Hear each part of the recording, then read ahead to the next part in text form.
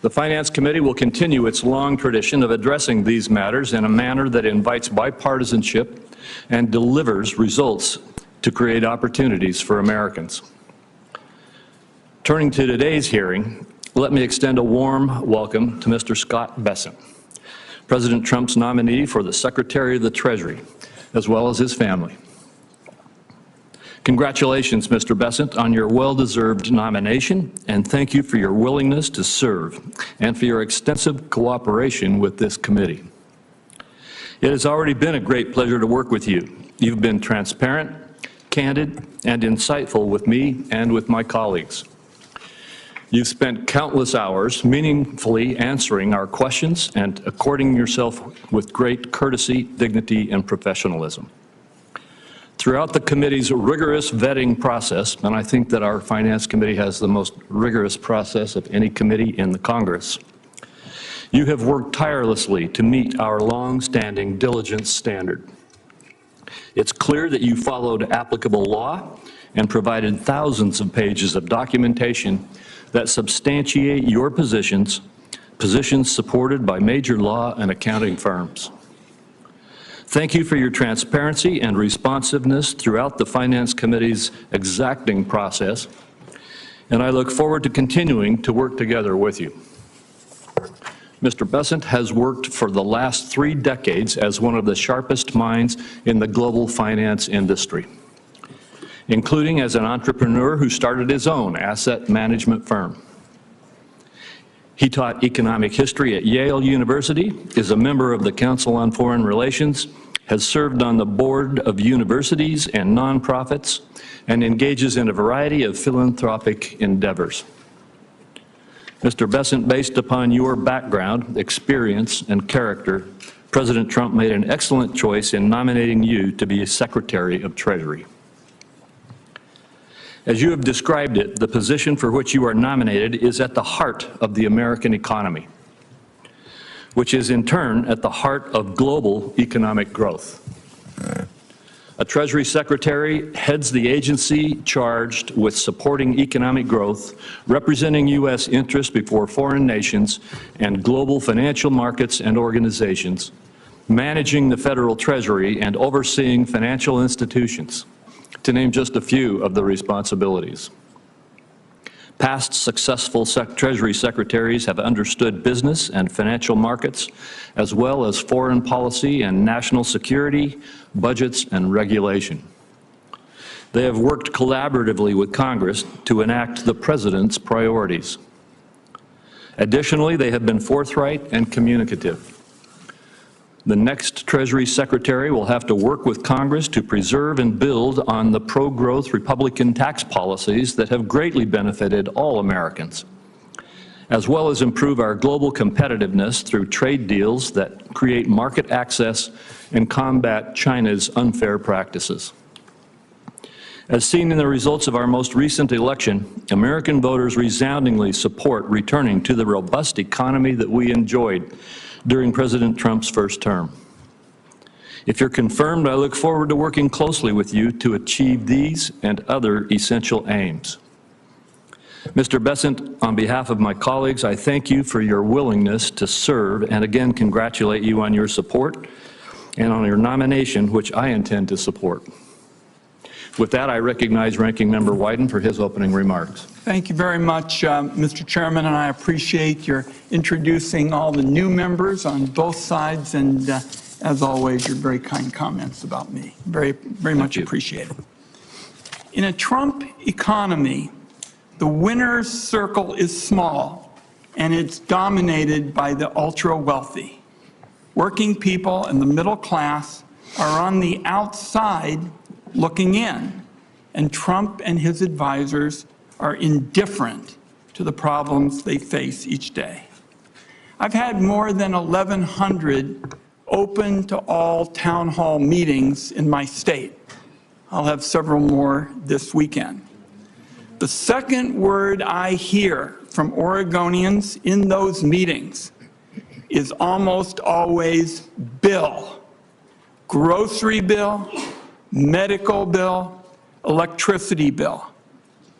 Americans feel held down by the cost of living. They look at the growing fortunes at the top and they weigh that against their sense that America's middle class just doesn't have the opportunities to really get ahead.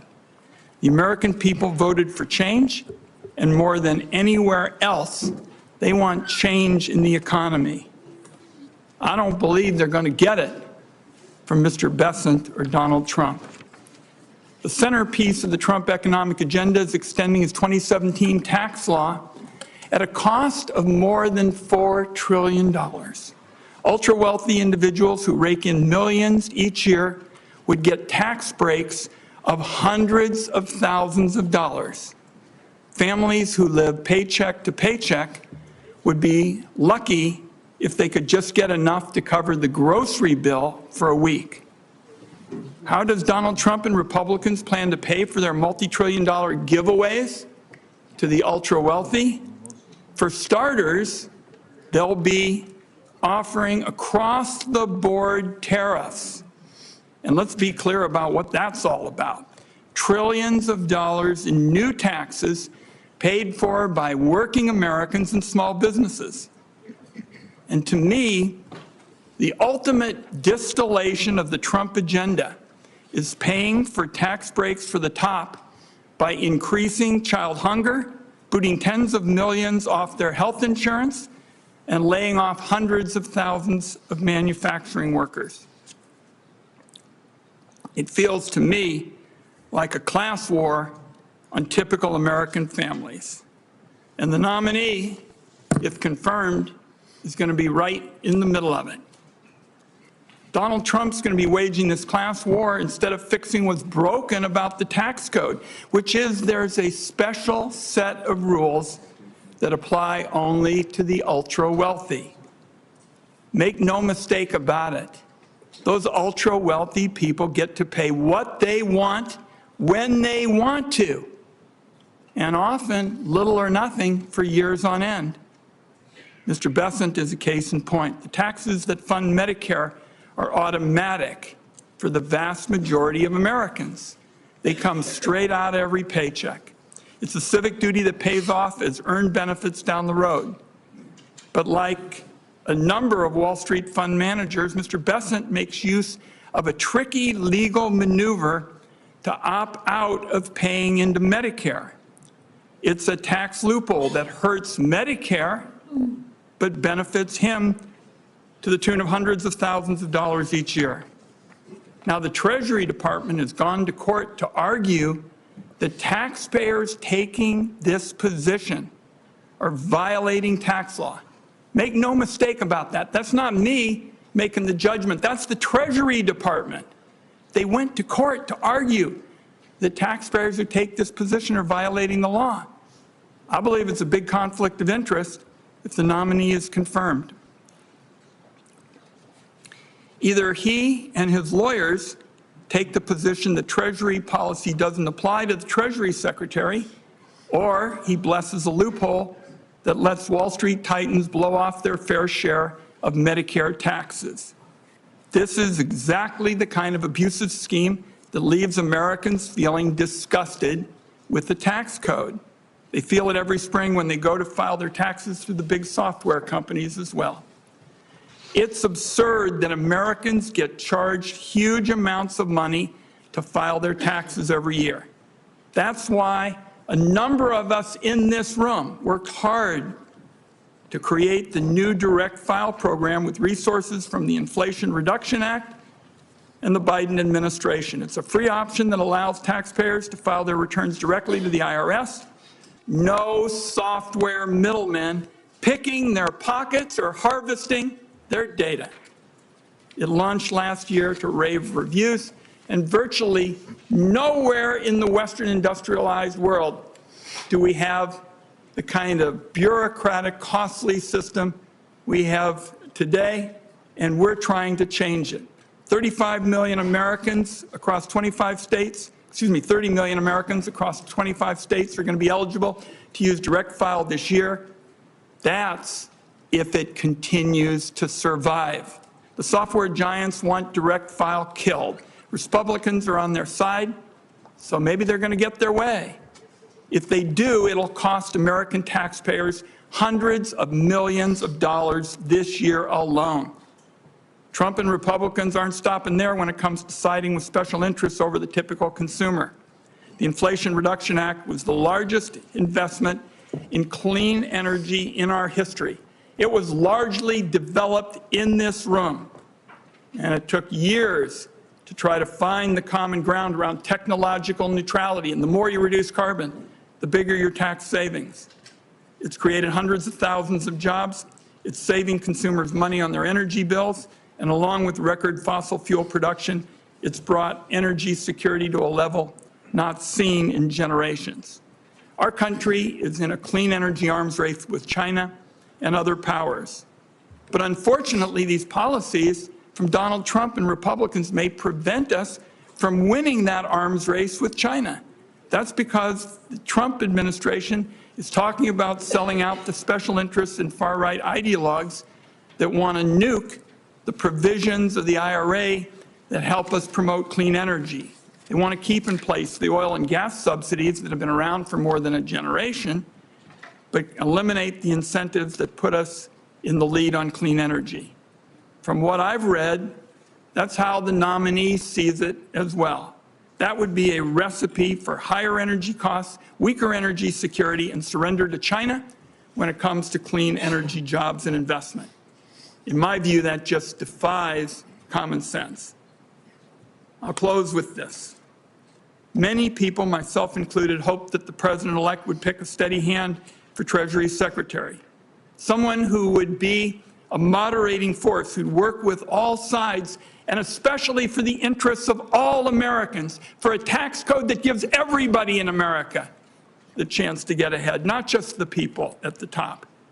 So this is an important discussion today, and I wish I had read something that would indicate that this nominee would be the kind of Treasury Secretary I described. That's why we have the hearing, to get his views. Thank you, Senator Crapo. Thank you very much, Senator Wyden. And today, we are honored to have our good friend and colleague, and now the new Budget Committee Chairman, Senator Lindsey Graham, to help introduce the nominee. Welcome, Senator Graham, from the great state of South Carolina. I want to thank you for joining us today, and I'll turn it over to you to introduce Mr. Bessent. Well, thank you, Mr. Chairman, and ranking member to all my colleagues, and there are only 100 of us. We know each other pretty well. This is my first appearance in the Finance Committee, probably last.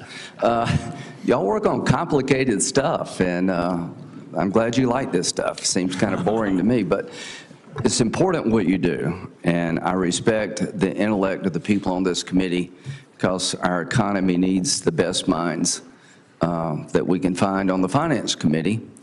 And we need a Secretary of Treasury that knows what he's doing, has the trust of the President, and loves his country.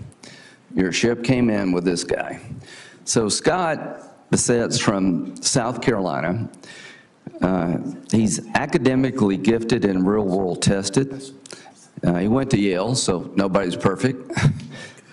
When he told me that, I said, I don't know about that. But anyway, he's really, really smart, and this is a complicated area. Now, why am I here? Because Trump won. I wouldn't be here if Trump hadn't won. Trump won because more people voted for him. And he had to pick people to form his cabinet. And when he talked about the Secretary of Treasury, I'm not the normal person you would go to ask about because this is not so much my portfolio. But when he mentioned Scott, I said, oh my God, home run from my point of view. I mean, you talk about somebody who's academically gifted, understands the world. Scott, like any Republican president, would pick Scott. I mean, he's really understands the president and what the president wants to do.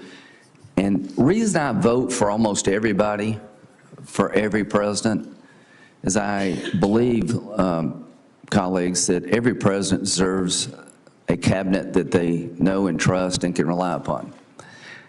If I had to vote for people based on agreeing with them, I wouldn't vote for anybody y'all picked. That's not the standard for me. I vote for people who I disagree with because I think they're qualified. So I would just ask the committee to think for a minute, is this man qualified? Does he have the background and the intelligence and the character to serve President Trump and our nation's Secretary of Treasury? I think by any reasonable test of qualifications, he excels beyond the bare minimum to the highest level of excellence. But that's just my opinion. So my goal here today is to tell you a little bit about him. You've heard from the chairman about his success in the financial world, about his academic qualifications. He was born in Little River, South Carolina. Why do they call it Little River? Because it's little, and it's a river. It's in Horry County. How many of you heard of Myrtle Beach? Most of you. Well, this is somewhere between Conway and Myrtle Beach. At 9 years old, his first job was to set up beach chairs and umbrellas in North Myrtle Beach. And apparently you did well there, because North Myrtle Beach is thriving. He went to North Myrtle Beach High School, and he was voted most likely to succeed in 1980. And we have a high school classmate of his. What did they see in him? The same thing I see. Someone who really is talented and works hard and just a good person. The type people that you think are going to succeed, but you hope succeed. So he lives in Charleston, in a really nice place. Going from Little River to Charleston is about a 2.5-hour drive, but it's a real change. Since I represent South Carolina, I like them both very much. He's married, John, his husband's right behind me. They have 2 kids, Caroline and Cole, and they're absolutely adorable. And from a South Carolina point of view, we're really proud of Scott. I was over the top happy when President Trump picked him, because I know him. I know where he came from. The rich and powerful don't live in Little River. This is truly the American dream. This man has been successful at everything he's ever tried to do. He's worked really hard. And why did President Trump pick him? Because he believes that President Trump's economic agenda is good for this country, and he wants to help President Trump be successful. And here's what Scott said. I think it's the melding of economic policy with national security. Economic policy and national security are now indispensable, and Donald Trump understands that. So I'm here to tell you, folks, I agree with that.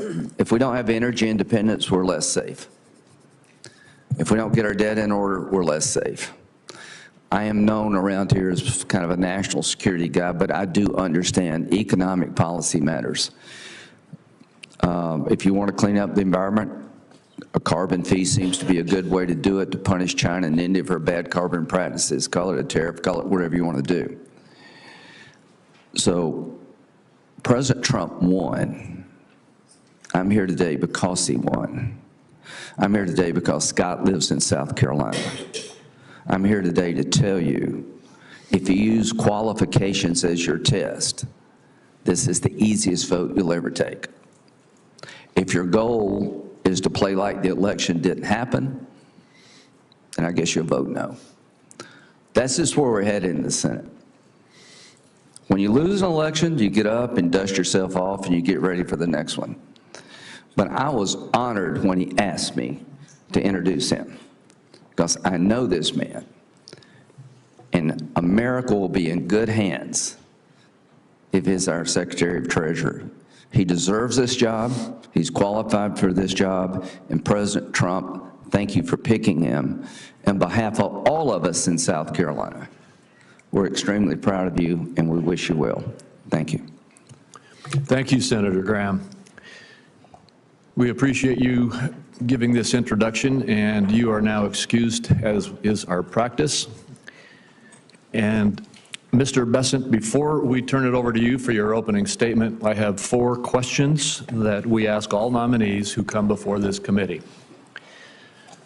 The first is there anything that you are aware of in your background that might present a conflict of interest with the duties of the office to which you have been nominated? No, sir. Second, do you know of any reason, personal or otherwise, that would in any way prevent you from fully and honorably discharging the responsibilities of the office to which you've been nominated?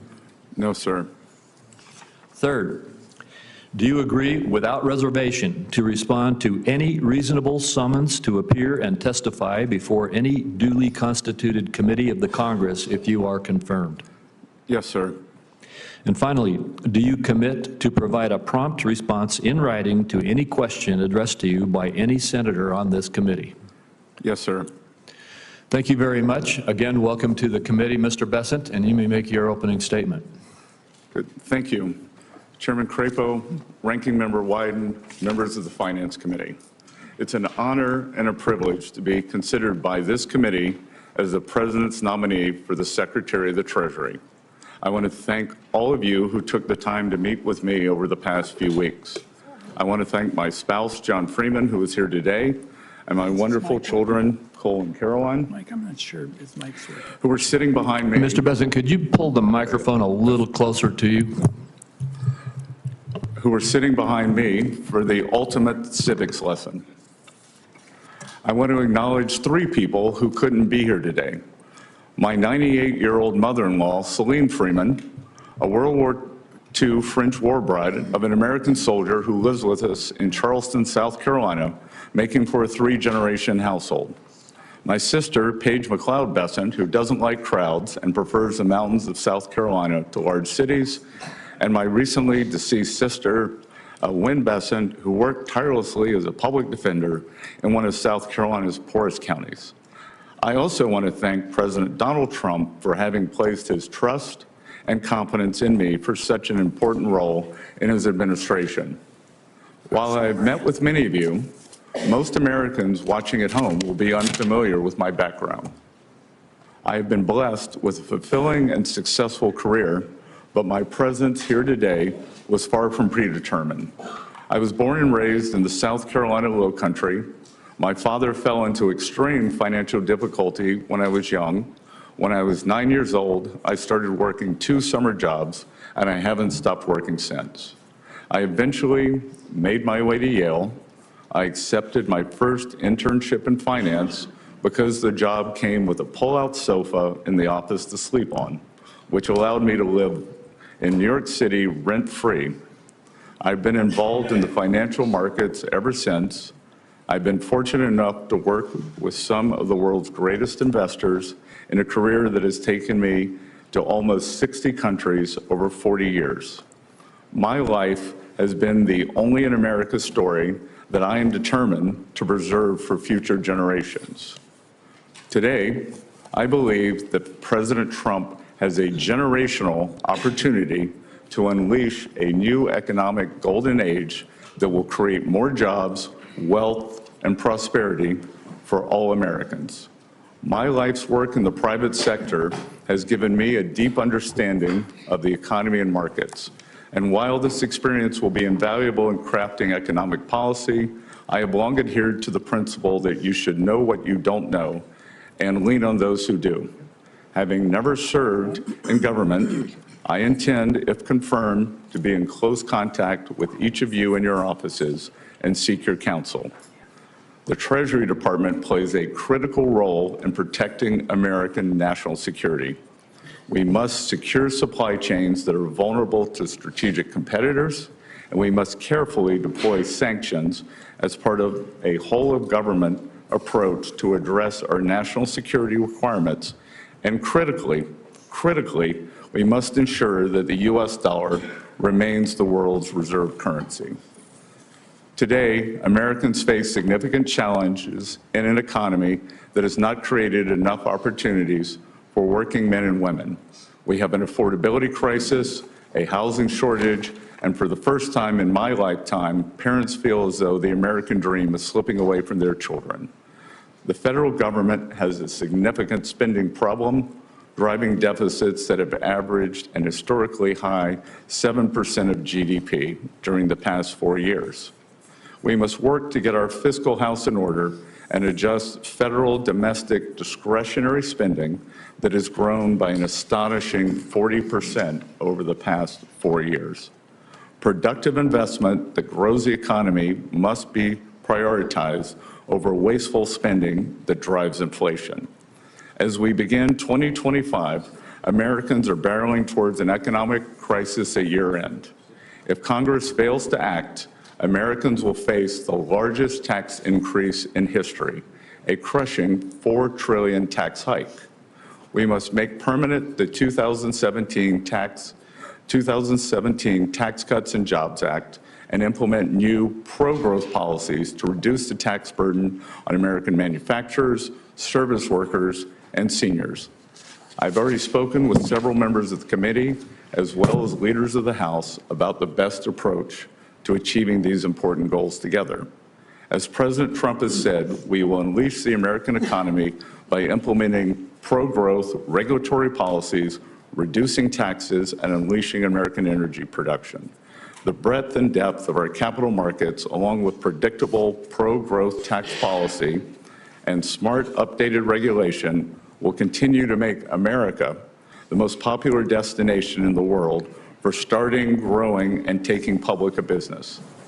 And as we rebuild our economy and lay the foundation for the next generation of American competitiveness, we must use all the tools available to realign the economic system to better serve the interest of working Americans. For too long, our nation has allowed unfair distortions in the international trading system. President Trump was the first president in modern times to recognize the need to change our trade policy and stand up for American workers. If confirmed, I look forward to working with President Trump and members of this committee to do just that. Members of the committee, these are just some of many important goals that President Trump has laid out for me and others on his economic team.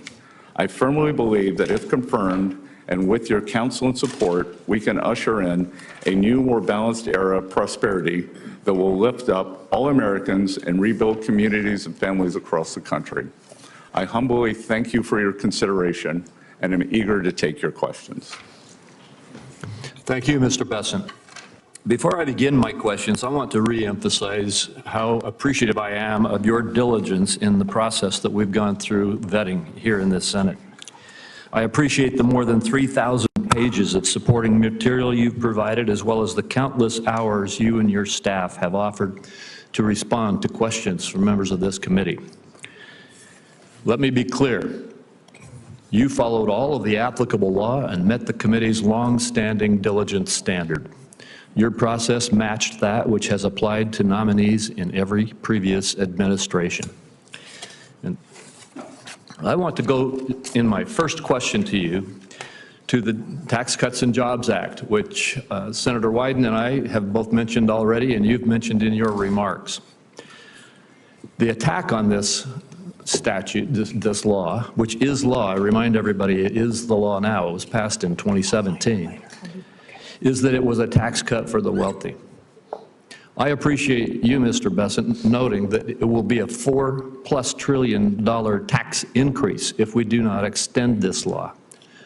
And a point that I would remind all of my colleagues is that if that $4+ trillion tax increase happens, it's not just going to be something that impacts the wealthy.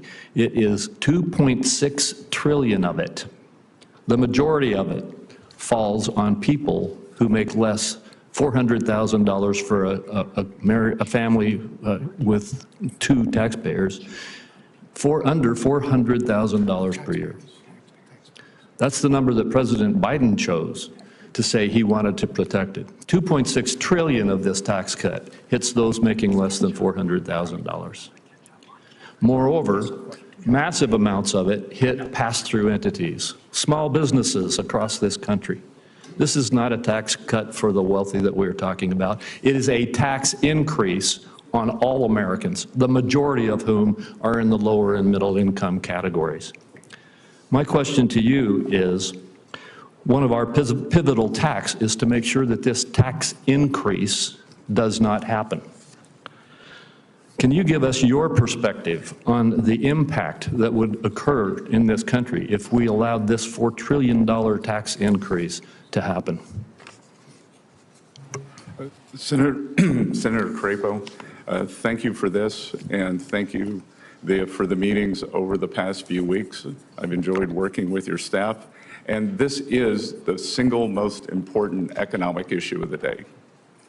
This is pass-fail, that if we do not fix these tax cuts, if we do not renew and extend, then we will be facing an economic calamity, and as always, with financial instability, that falls on the middle and working class people.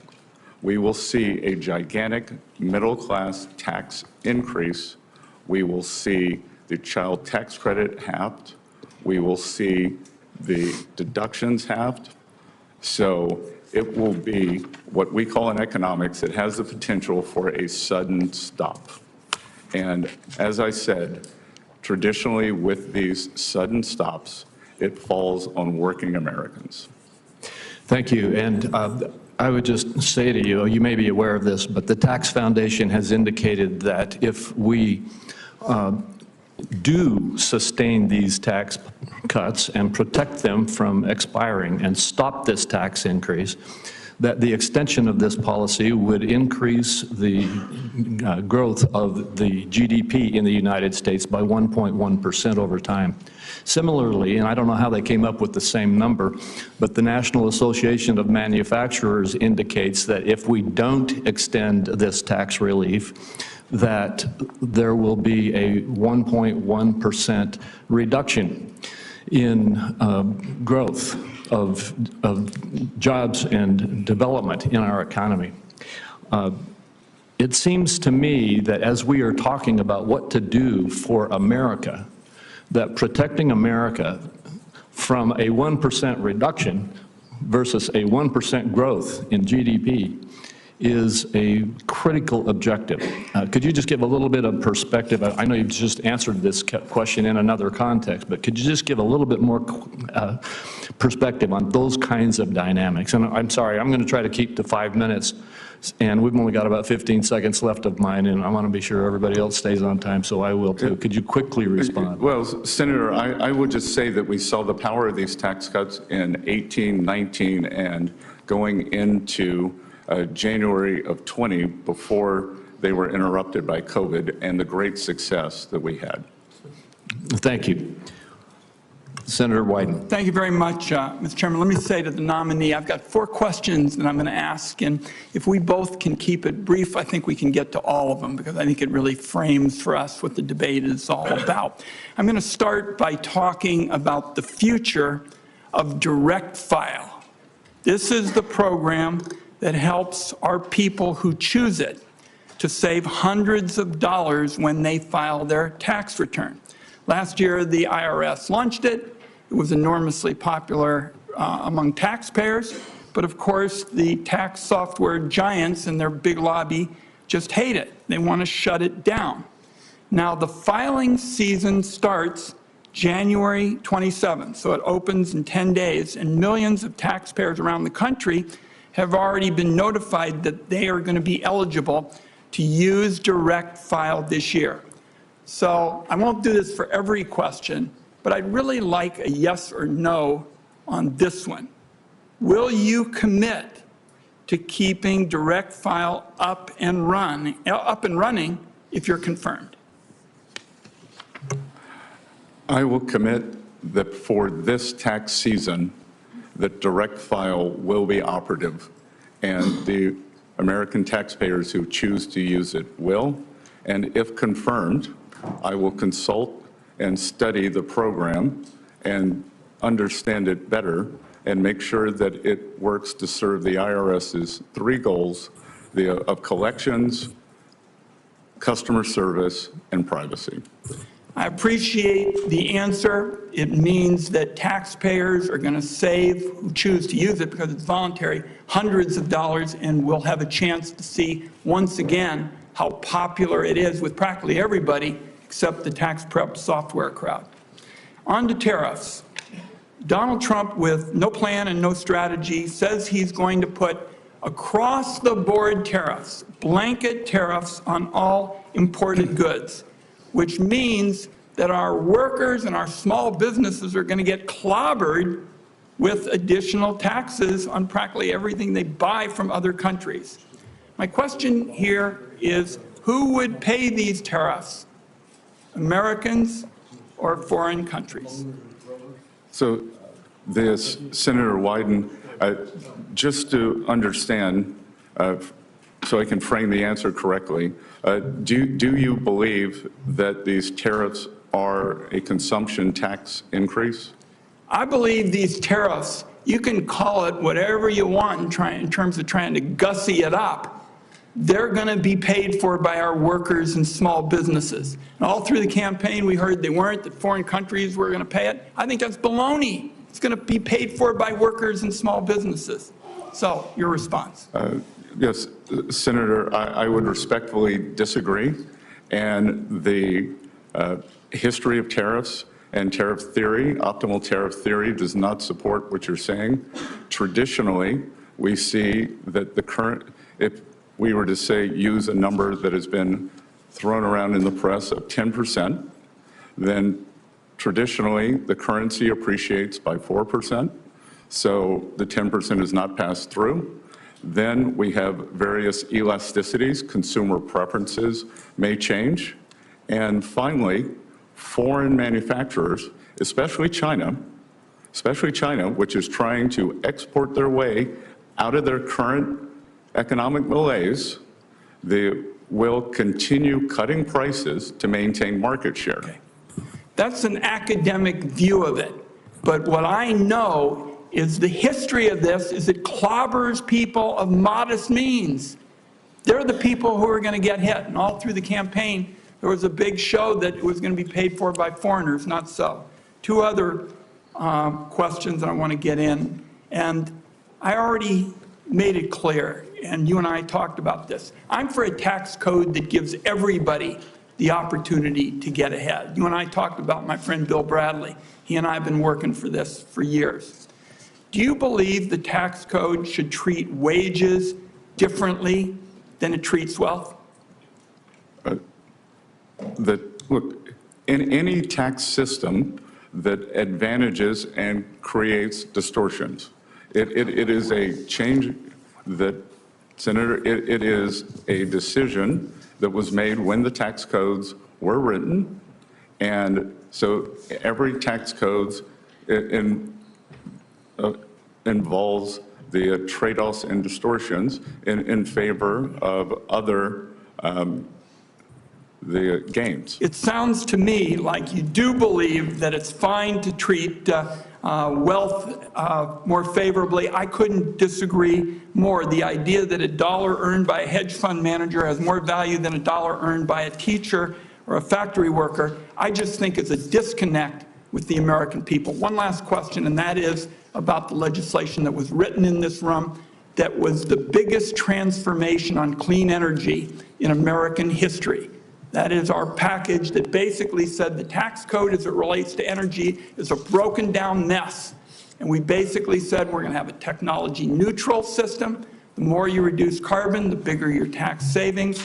Now there is a big effort in the Trump administration to reverse it. I think that's going to be bad for the economy, but it is going to be damn good for China because we are in an arms race on clean energy with them. Are you going to be on the side of people who want to unravel this? Senator Wyden, just so we can frame this for everyone in the room, China will build 100 new coal plants this year. There is not a clean energy race. There is an energy race. China will build 10 nuclear plants this year. That is not solar. I am in favor of more nuclear plants.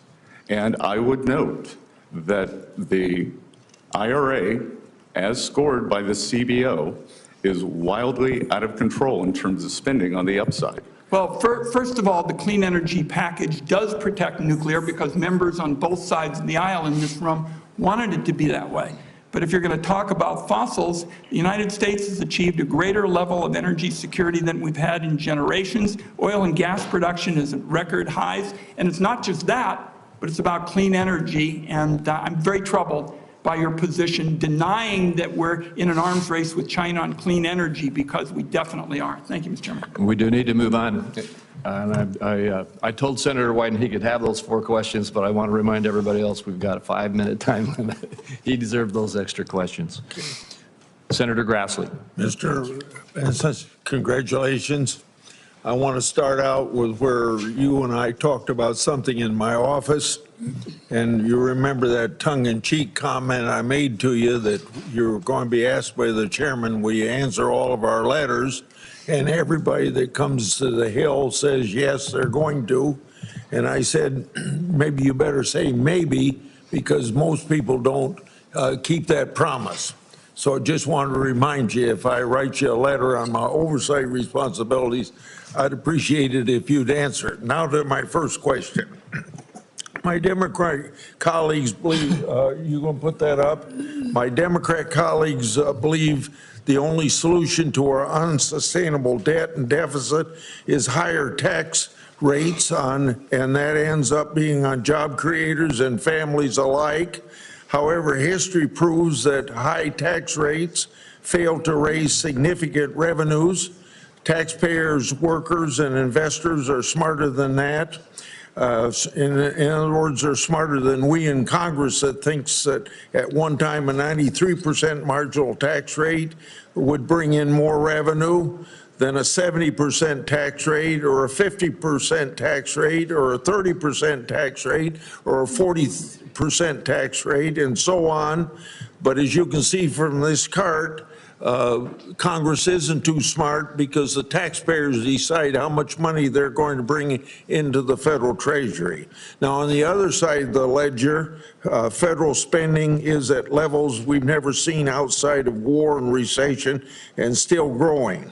So I'm making a statement to you, but if you'd like to comment on whether or not we have a fiscal imbalance primarily or a spending problem rather than a revenue problem. Senator Grassley, I enjoyed visiting you in your office, and will remind you that when we were talking about the American agriculture, that I may be the first Treasury Secretary nominee in a long time who knows what a section is, 642 acres, and am involved in the farming business. And yes, we do not have a revenue problem in the United States of America. We have a spending problem. That historically, for the past 40 or 50 years, revenues, federal government revenues, have averaged about 17 to 17.5% of GDP.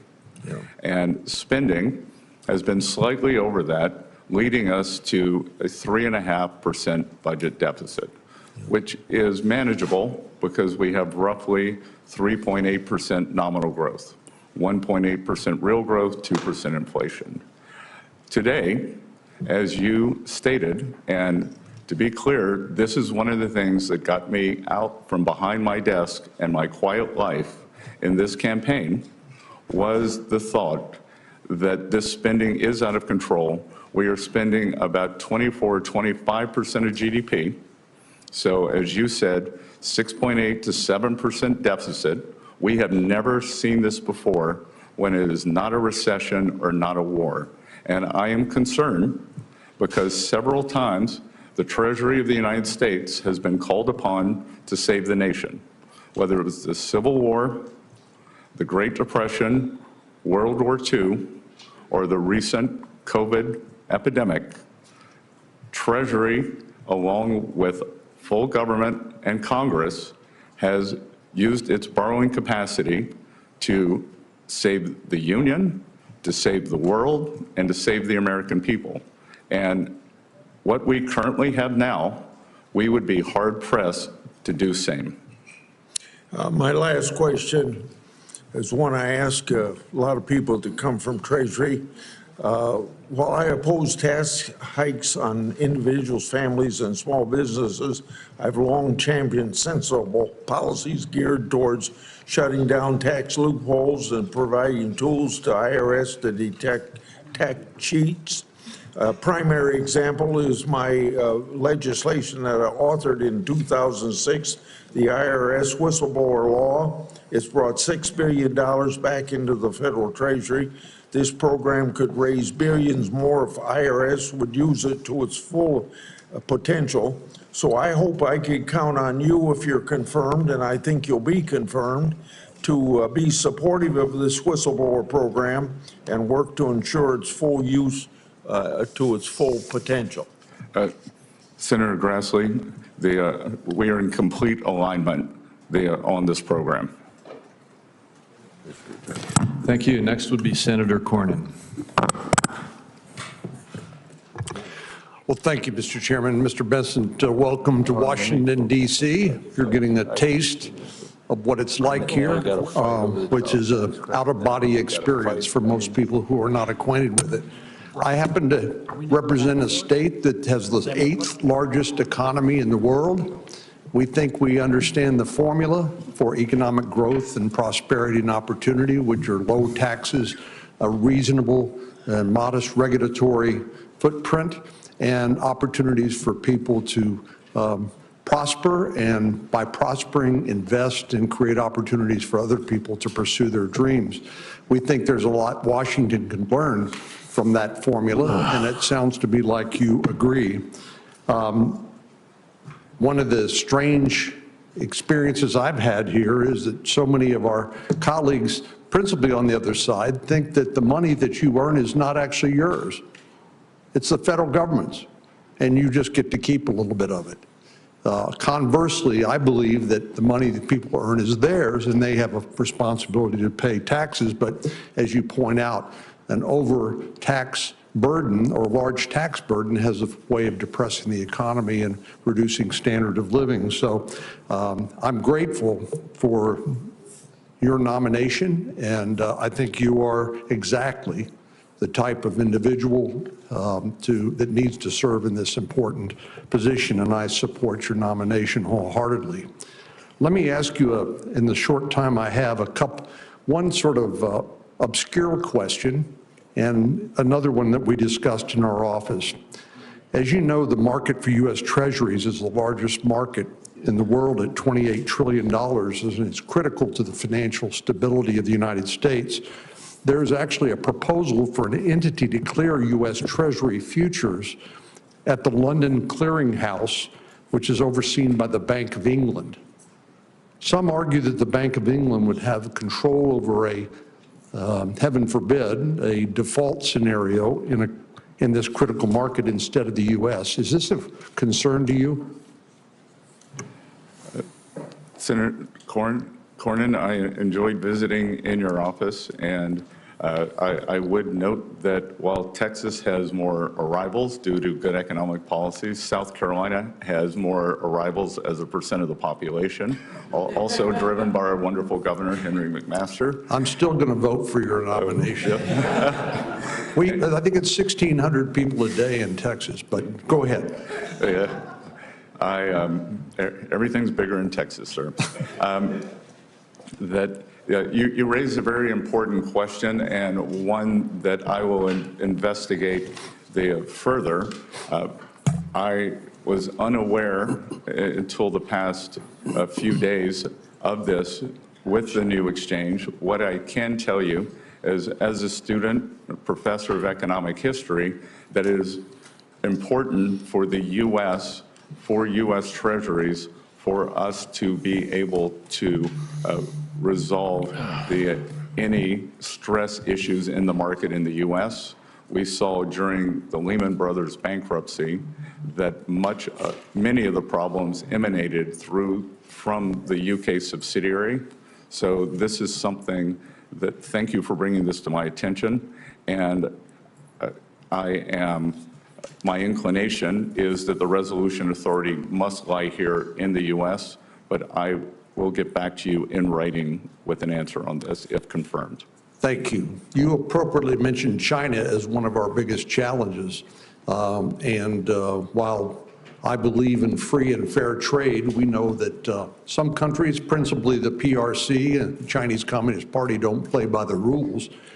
Over the years, by some estimates, U.S. investments in Chinese companies have totaled $2.3 trillion in market value. That was at the end of 2020. That included $21 billion. These are American companies investing in China. $21 billion in semiconductors, $54 billion in military companies, and $221 billion in artificial intelligence.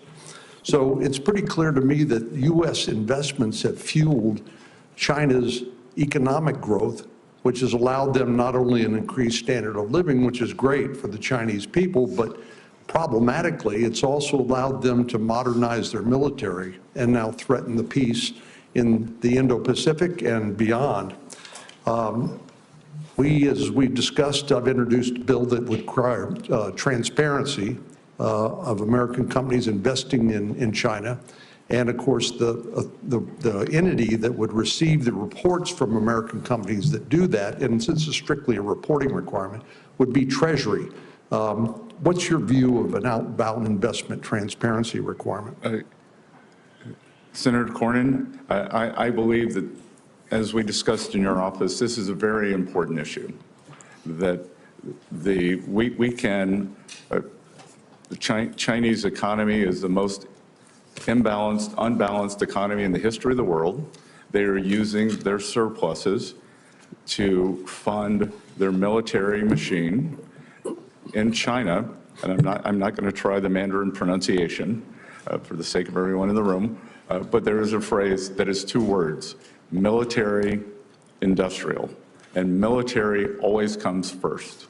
So we should understand that, and that we should have a very rigorous screening process for, as you identified, anything that could be used in AI, in quantum computing, in surveillance, in chips, that the U.S. has the lead, and we must make sure that we maintain it through smart policies such as you and I discussed.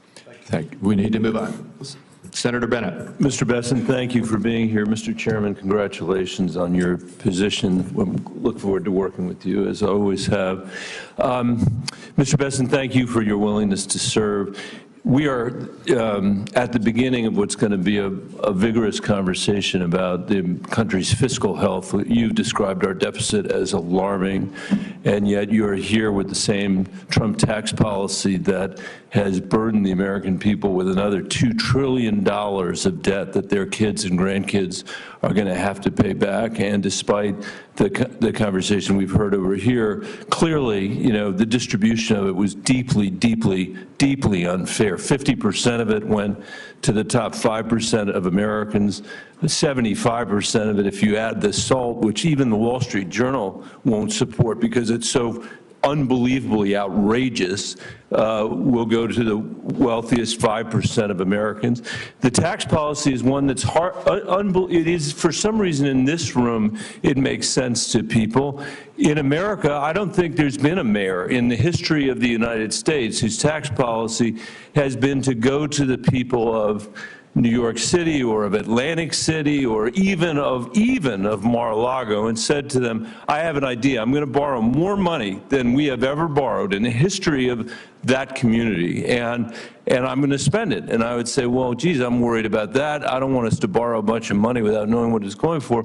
What is it going for? Is it going for schools? No. Is it going to compete with the Chinese in their defense? No. Is it going to pay for parks? No. Is it going to deal with the mental health crisis that we have in America? No. Is it going to pay to secure our border? No. What are you doing with the money, Mr. Bessent? What were you doing with the money, Mr. Mnuchin? What are you doing with the money, Mayor, in America? The answer is we are going to give it to the richest people in America, the richest people in our community, and expect that somehow that's going to trickle down to everybody else. That has been the Trump tax policy since the day he showed up, and no mayor in America would ever, with a straight face, say that's what they should do. And in fact, no America in history has done that. But to add insult to injury, you sit here, and Mr. Mnuchin sat here at his time and said, it's all going to be paid for by economic growth. We know that's not true. We know it costs $2 trillion. So while the benefit went to the richest people in America, the cost is being borne by the children of working people all over this country. And that's what's going to happen now. It's $4.6 trillion this time, not $2 trillion. And then you come here, and this is my question, Mr. Bessent, and you sneak into your opening statement that we have a spending problem, and what we have to focus on, as you said, is discretionary spending after your crocodile tears about how China is out competing us. And as you know, because you're a smart person, and you've spent a lot of time on Wall Street, just like your predecessor did, discretionary spending is about a third of our overall spending. 17% of what we spend is domestic.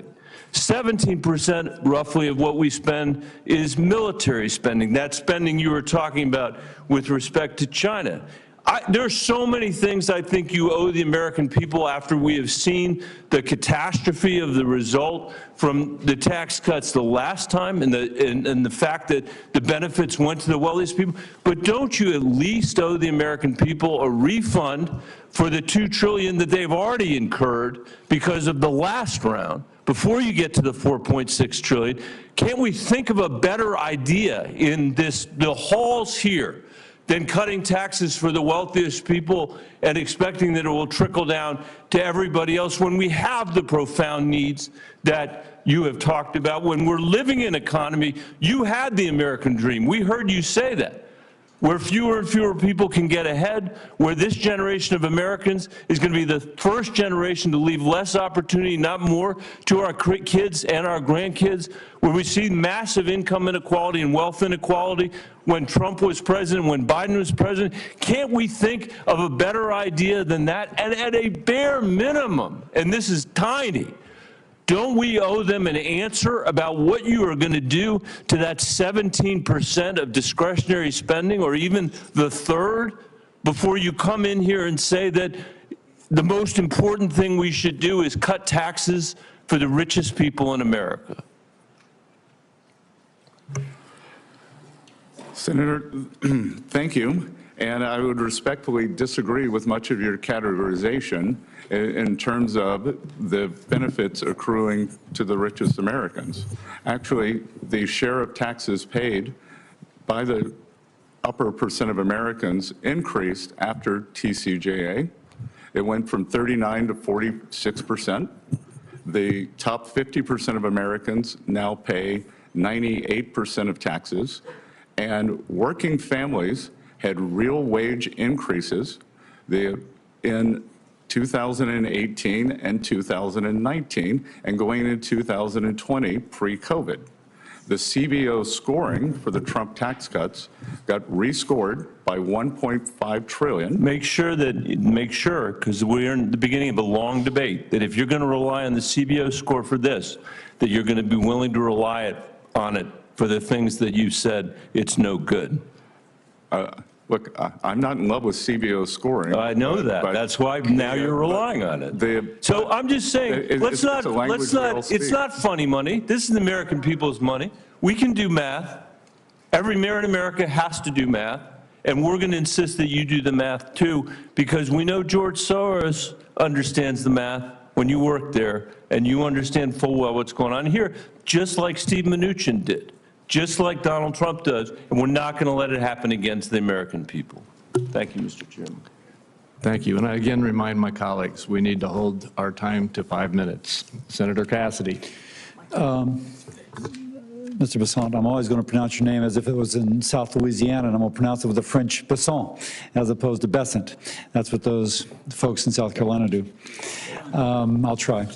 Let me compliment you on substantive answers. Sometimes we get people here who just rope-a-dope, and they'll have a set of statements such as have been just delivered, and all due respect to my colleague, and just rope-a-dope, and you actually give substantive answers. I thank you for that. By the way, I'm also, Lindsey Graham alluded to it, going back to tariffs, which Senator Wyden spoke of. I've been very concerned that countries like China manipulate environmental regulations. You point out that they're building 100 coal-fired plants over a period of time, and that whatever we do will not have an impact on global greenhouse gas emissions because China's putting up so many. I believe I've learned that that is called an externality in economics. When we met, we discussed the foreign pollution fee, which would put a levy, a tariff on those carbon-intensive products coming from countries like China, roughly commensurate with their avoided cost of not controlling it. Now, I would think that my Democratic colleagues would like that, because that's clearly a way that they are manipulating the world economy to steal jobs from the United States and simultaneously increase global greenhouse gas emissions. Any comments on such a foreign pollution fee? Senator Cassidy, I greatly enjoyed our discussion and the extensive presentation you gave me when I visited with you.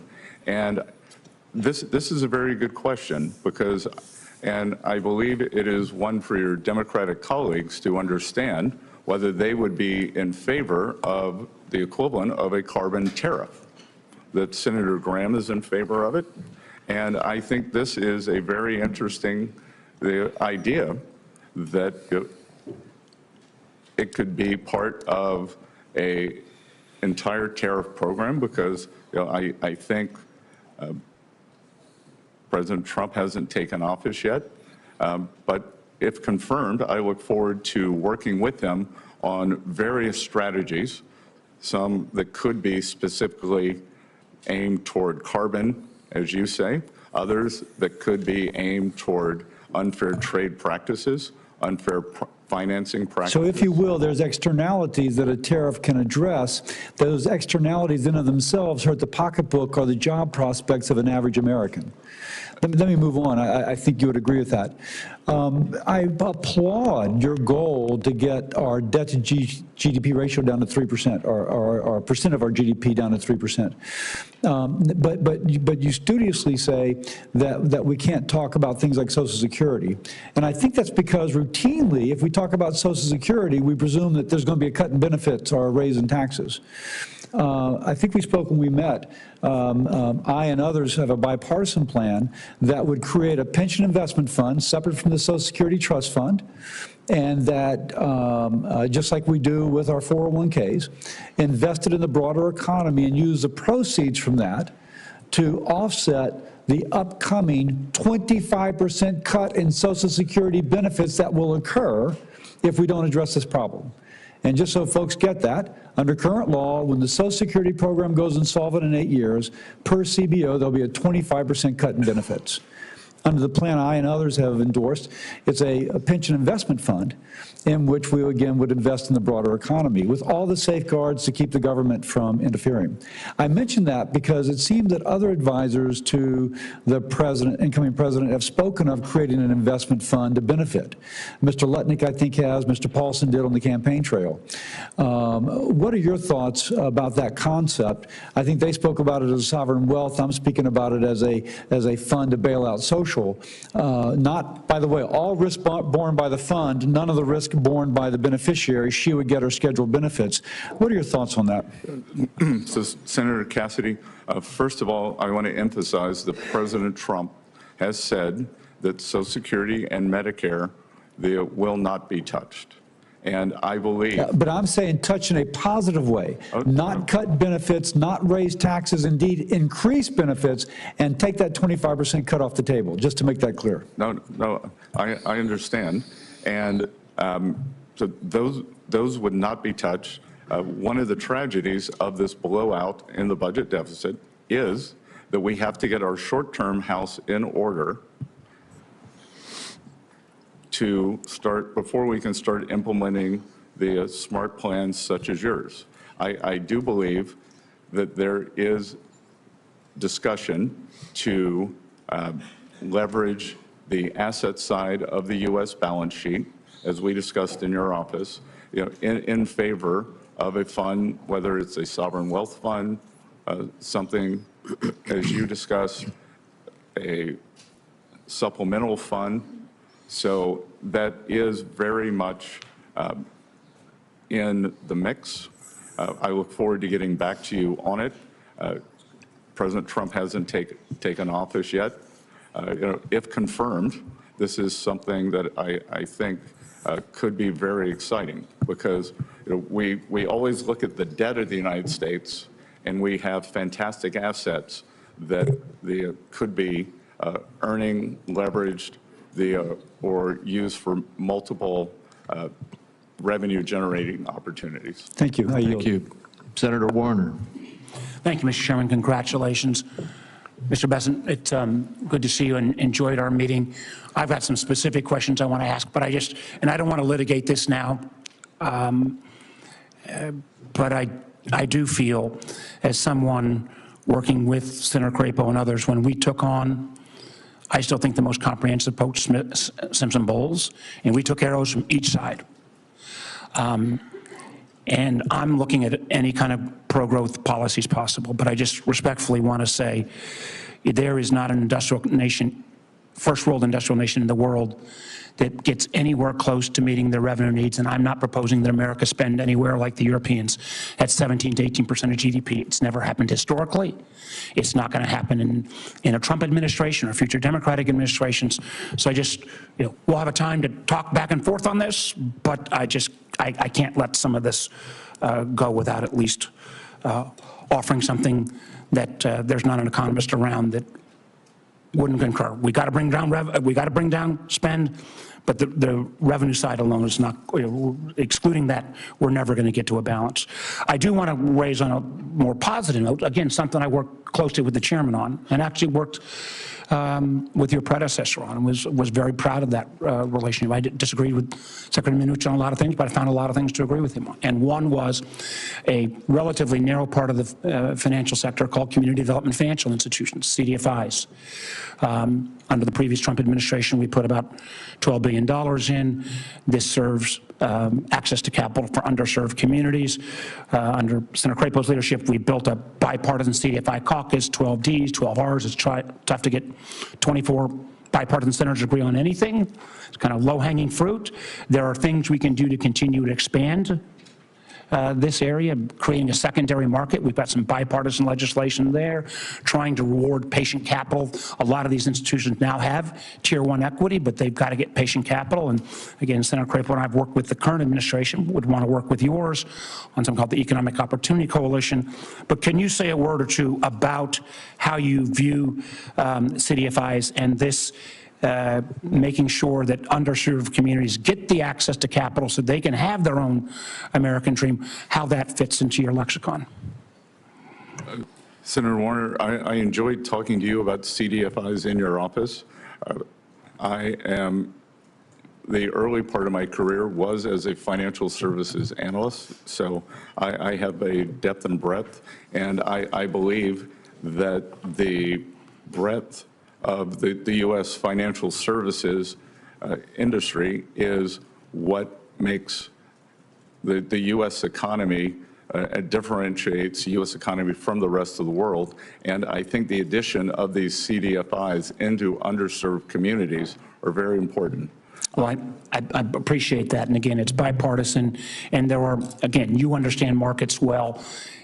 If we could spark a secondary market in this debt, we could leverage, and I'm talking about private capital, and I know that's what my colleagues like a lot, private capital, but we can leverage it exponentially. One of the things we discussed, and again, we talked about this in my office, and I don't want to, one of the things I was happy to hear, I feel very strongly that we cannot reward Vladimir Putin's aggressive, outrageous behavior in Ukraine. And I think the Ukrainians have performed remarkably. Obviously, they have manpower issues. I see this from the intel side on a daily basis.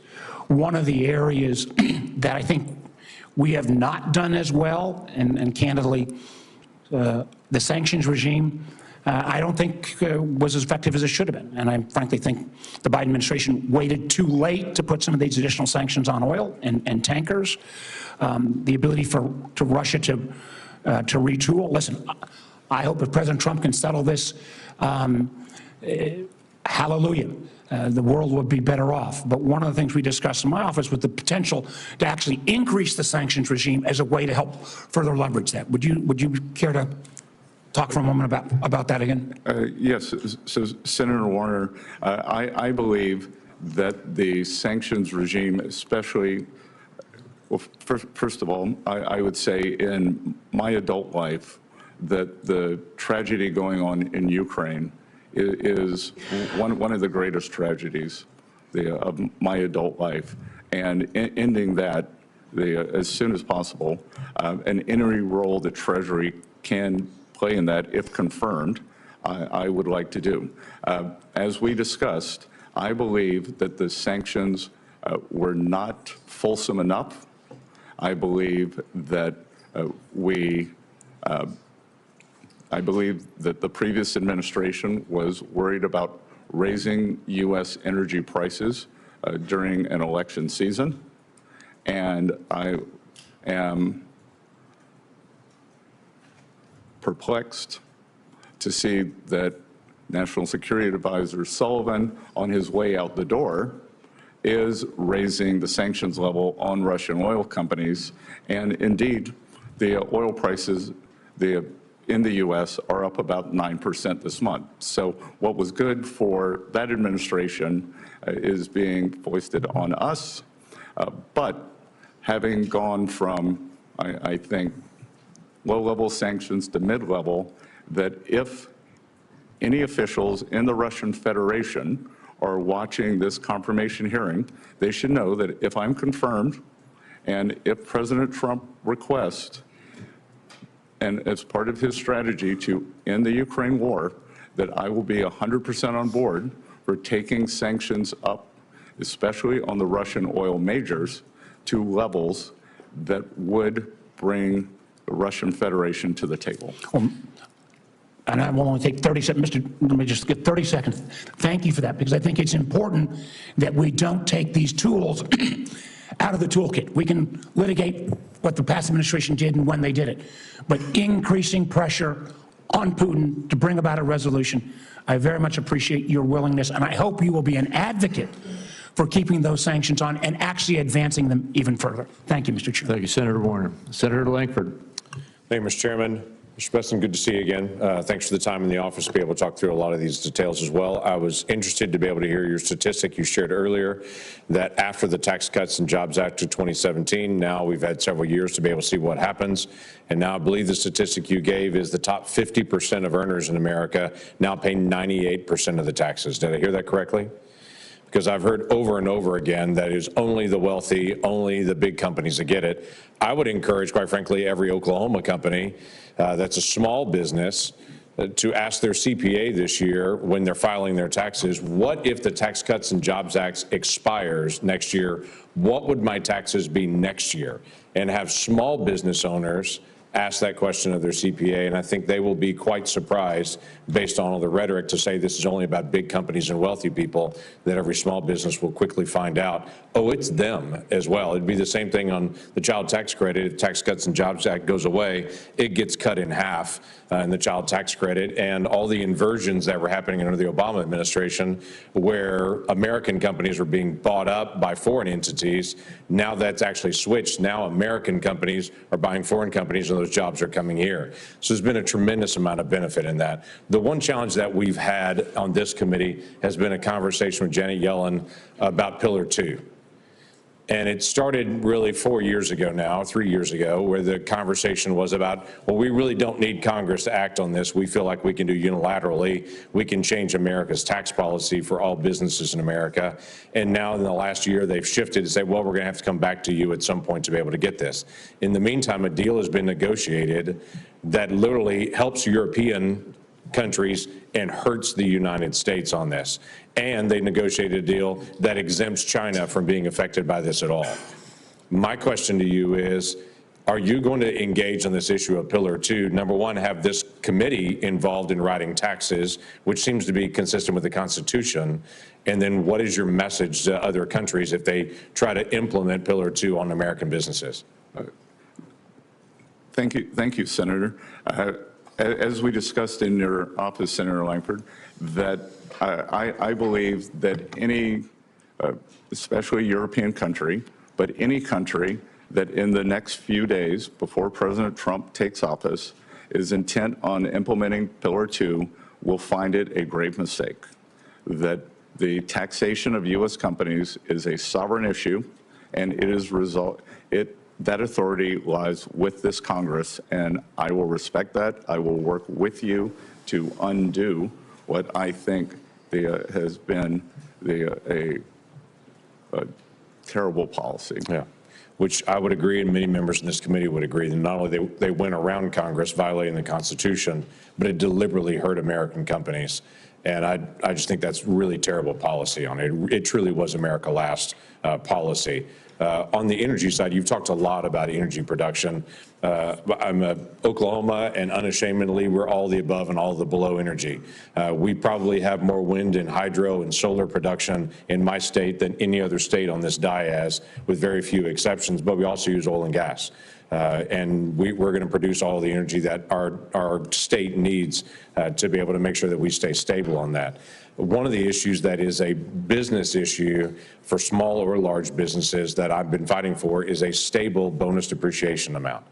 This is not about the type of energy or the type of business even. It's if you're actually investing in your company and trying to grow your company, that you would know what that bonus depreciation. Now, this will help with pipeline productions, but it will also help a pet shop and a hair salon and a restaurant just as much as well. And so thoughts on bonus depreciation and just a stable rate for that? So, Senator Langford, you're referring to the 100% immediate? Yes, what has been in the past, but for, quite frankly, a stable rate, period. Right now, we have a diminishing rate that's unpredictable.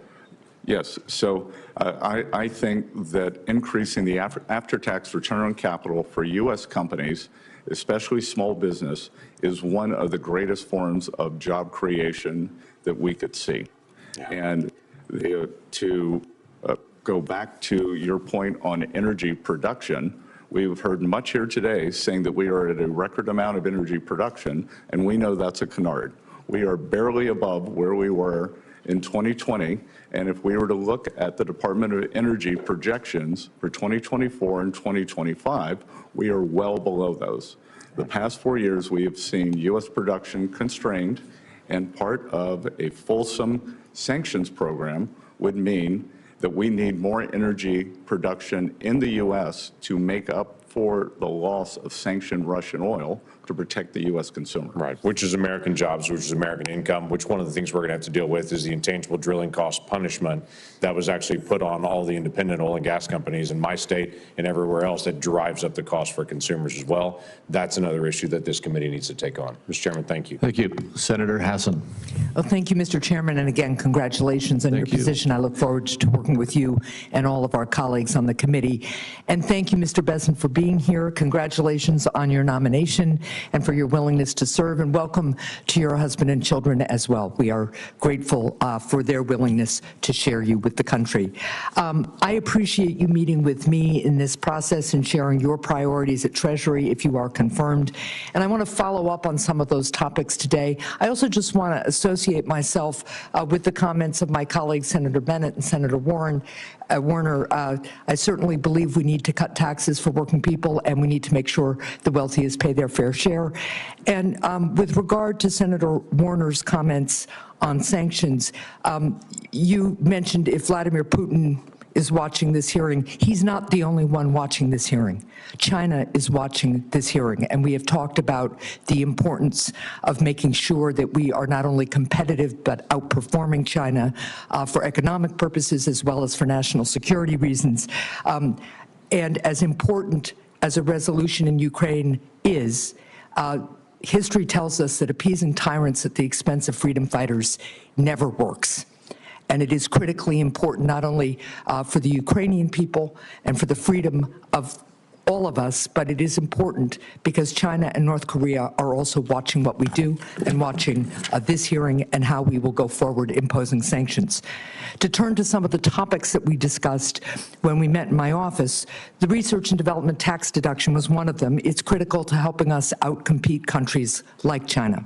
Currently, China provides a 200% super deduction for R&D, while American businesses can only immediately deduct 10% for R&D. I've worked with Senator Young on a bipartisan effort to restore the full and immediate R&D deduction. So do you support restoring the full and immediate R&D deduction? Will you work with me and my colleagues to get this across the finish line in Congress? Senator, I enjoyed the meeting in your office. I am not fully versed in this, but my inclination is that this is something that I would support, and I will get back to you, if confirmed, I will get back to you very quickly on it, and we'll make it a priority. Do you agree it's an important tool for American companies to improve their competitiveness? Yes, Senator. Thank you. One of my other top priorities is working on a bipartisan basis to lower costs for families. Under President-elect Trump's policies, do you believe that prices for families will go up or down? I believe that inflation will be much closer to the Federal Reserve's target of 2%. And I believe that what we have seen over the past few years is that the bottom two income quintiles have a very different basket of goods and services. So there are two ways. We can either lower cost or we can get real wages up. I would hope that we would be able to do both. So you believe that President Trump's policies will further increase wages and lower inflation? I believe that they will increase real wages and lower inflation closer to the Federal Reserve's 2% target as it did during President Trump's first administration. Are there any specific policies proposed by the President-elect that you expect will increase prices for families? There's nothing I can immediately think of. So that's a no. If the President-elect were to propose a policy that you believe will increase prices, would you advise against it? I would speak to President Trump about it. It is his decision. And I believe that we think that if we look back, that it is a complete composite return in terms of aggregate inflation numbers, and I think it's very difficult. Well, I have limited time, so if you believe that a policy that is proposed by President Trump would increase prices, would you advise him against doing it? Yes or no? I can't answer that question because it's a hypothetical. All right, let's move on to, when we met prior to the hearing, you told me that President Biden was responsible for increased prices over the past 4 years, something we can litigate, but I don't want to right here. By the same token, I assume you would agree that if prices increase in the next 4 years, President-elect Trump would be responsible. I think there could be a variety of reasons. I think that it could be we will see the policies of the Federal Reserve, the spending policies. Congress sets the spending policies. So, look, I'm going to cut to the chase because I'm out of time. But at the end of the day, what you're articulating is a double standard, and it's disappointing to me. Thank you, Mr. Chair. Thank you. Senator Daines. Chairman, thank you. Mr. Bessent, good to have you here this morning. I think we're seeing here in this committee is we really do have a divide between two very different philosophies about how to go forward and what's best for the American people in this economy and what's best for global competitiveness. I remember sitting right in this chamber as we were debating whether or not we should launch the multiple trillion-dollar massive spending bills, which is a $2 trillion COVID bill, the Inflation Reduction Act, massive multi-trillion-dollar bills that even Democrat former secretaries of Treasury said could be inflationary, and indeed it was. You compare that outcome to what we are going to return back to the policies of the prior Trump administration, that when you lower taxes for businesses and the American people, you create more tax revenue, you create more economic activity, you create more wage growth, particularly for minorities as well. And you start to get back into winning in terms of global competitiveness. We stopped the inversions. It was absolutely like, boom, went from multiple inversion to zero once we move forward with this. And I couldn't be prouder of what we did boldly back during the Trump administration. We tried to fight against during this administration, these massive out-of-control spending bills that were inflationary, and the American people suffered greatly with these high levels of inflation, higher mortgage rates, and so forth. And so I'm glad to have you as our next Secretary of Treasury work with you to restore sanity back to where we were under President Trump. So congratulations on your nomination and your willingness to serve. With the expiration coming of these tax rates, we're facing a $4.3 trillion tax increase if we don't act this year. As we begin drafting this bill, and I applaud Chairman Crapo, he brought us together as ranking member last year prior to getting the majority back, anticipating we might have this moment. And we started talking about what are some key themes. Then we got into the details over several months of working groups for this next tax bill to renew and protect, preserve the tax rates and prevent a $4 trillion tax increase. One of the key words was permanency. Permanency. I've expressed my support for the use of current policy baseline. I've expressed my support for permanency because we add uncertainty here in Congress with expiring tax code provisions. It's time to make them permanent, to take one additional burden away from the American people wondering what's going to happen with Congress, whether my tax rates will depend on what happens in the next election or what happens if Congress can act. Let's take that off the table with permanency. My question, Mr. Bessent, is you've said we need to grow our way out of our current economic situation. I couldn't agree more. And that's just the philosophical divide we face here. Somebody who embraces more the supply side idea, reduce rates, unleash capital into the free markets and let those markets decide where that investment relies versus a bunch of bureaucrats here in Washington with wasteful spending. How does permanency and certainty of the tax code affect our ability to grow out of these problems? Senator Daines, I've enjoyed getting to know you over the past year with your work on the National Republican Senate Committee and talking to you in your office, and also discussing your history in the private sector, both of the big company and small companies. And a question like that makes it clear to me that you understand the incentives, that it is incentives that drive everything in tax policy. And I can tell you that since November 5th, for small businesses, we have seen the biggest increase in optimism since they have been keeping the metrics. So certainty, small business owners, many of whom they are pass-through corporations, believe that we will get the tax TCJA across the line. I think we could see a bigger increase in optimism. In economics, when we have something we can't define, we call it animal spirits. And I think we are seeing animal spirits, a nascent move up, but permanency and forward guidance gives people certainty. We get capital and investment, we get hiring, we get real wages. Employers want to keep, train, and expand their workforce. So everyone wins with permanency, certainty. A kind of forward guidance for tax policy, I think, would be one of the things that could unleash this new golden age that President Trump has talked about. Yeah, I want to make one statement. I know I'm out of time here, Mr. Chairman, but when you take a look at the private sector jobs in America, it's about 140 million private sector jobs. 88 million of those jobs are from pass-through entities. That's about 63%. Which tells me that, and that's the part that's expiring. I mean, the corporate rates are staying permanent. It's the pass-through rates, those 88 million jobs, 63% of the private sector jobs are taking a look at what's going to happen here in Washington over the course of the next 6 to 8 months. Very, very important we make these rates permanent and prevent a tsunami a $4.3 trillion tax increase that will come if we don't act. Thank you, Mr. Bessent. Thank you. Senator Cortez Masto. Thank you, Mr. Chairman. Mr. Bessent, good to see you. Thank you for meeting with me. Welcome to your family as well.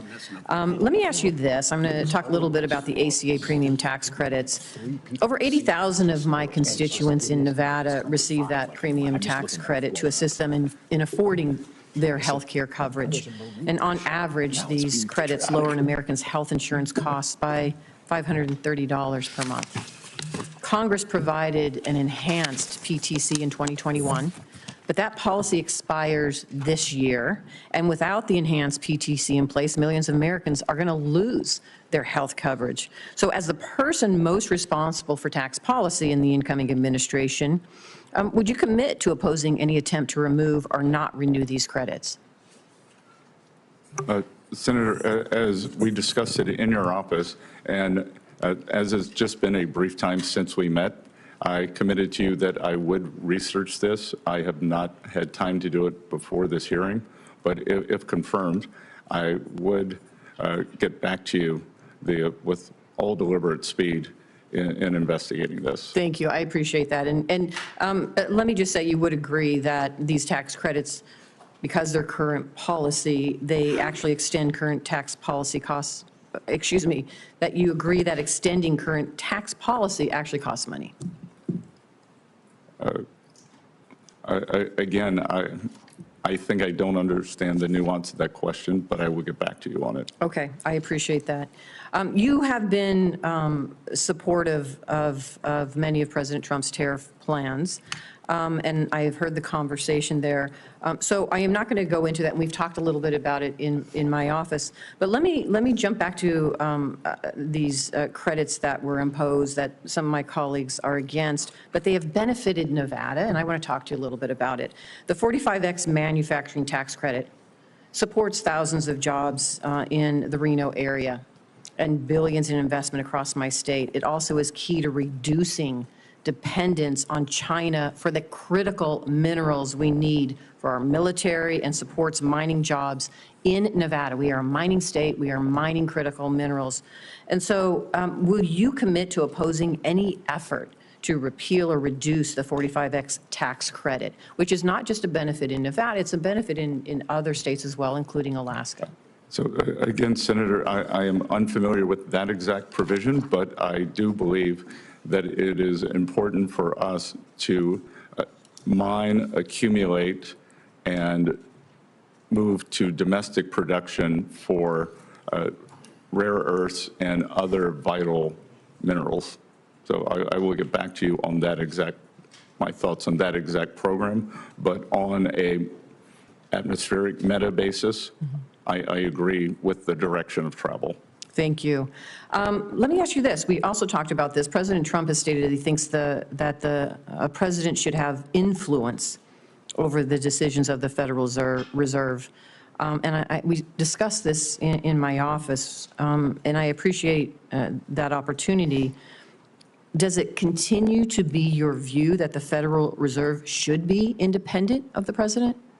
Of course, and I actually believe that the notion that President Trump believes he should have influence, there was, I believe, a highly inaccurate Wall Street Journal article saying that he believed something to the effect of he should be in the room. President Trump is going to make his views known, as many senators did.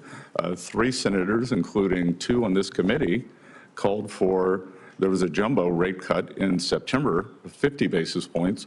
2 of the senators on this committee called for 70. I'm not asking my senator collegues. I get the politics on their sides. I'm asking you. But let me just say, you don't deviate from our conversation that you think that there should be independence. I think on monetary policy decisions, the FOMC should be independent.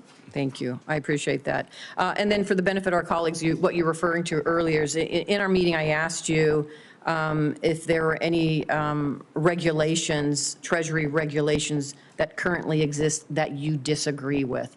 And in response, and continuing in response right now, you're saying you're going to look into it and get back to me. Is that right? Well, look, I believe, as we saw, I don't know if it's a regulation, but it's a policy, as we saw from the December 8th hack by some Chinese entities into the treasury, which was very serious, that was through a work-from-home software app. So one of the policies that I support, I intend to be in the building every day that I am in Washington, and I support a return to the office, which is against the current Treasury policy. Right, and I appreciate that. If there are any others that you oppose and you can share with me, it doesn't have to be right now, get back to me, I appreciate that. Of course, I'm happy to provide that in writing.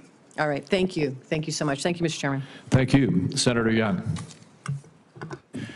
Mr. Bessent, good to see you. Congratulations again on your nomination to this important position, and thank you for your willingness to serve our country. I'll tell you what I'm looking for in a Treasury Secretary. I'm looking for someone who has a clear record of professional accomplishment, a distinguished academic record would be a bonus. You have those things. I'm looking for someone who is thoughtful. What I care less about is the performative dimension of the job, I have to tell you.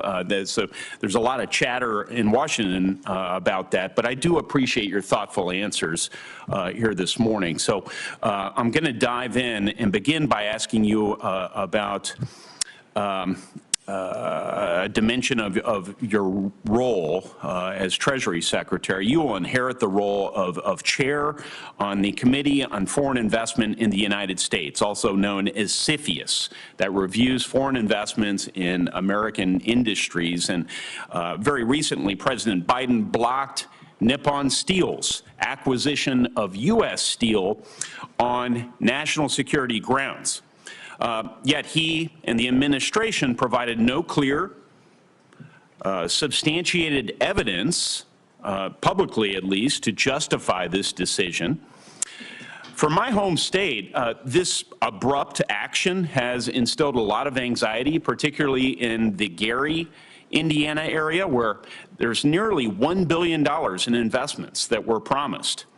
If the Nippon U.S. Steel deal were to reappear before CFIUS, sir, do you commit today to an impartial review, particularly when political pressure was initially permitted to overshadow an honest assessment of national security vulnerabilities?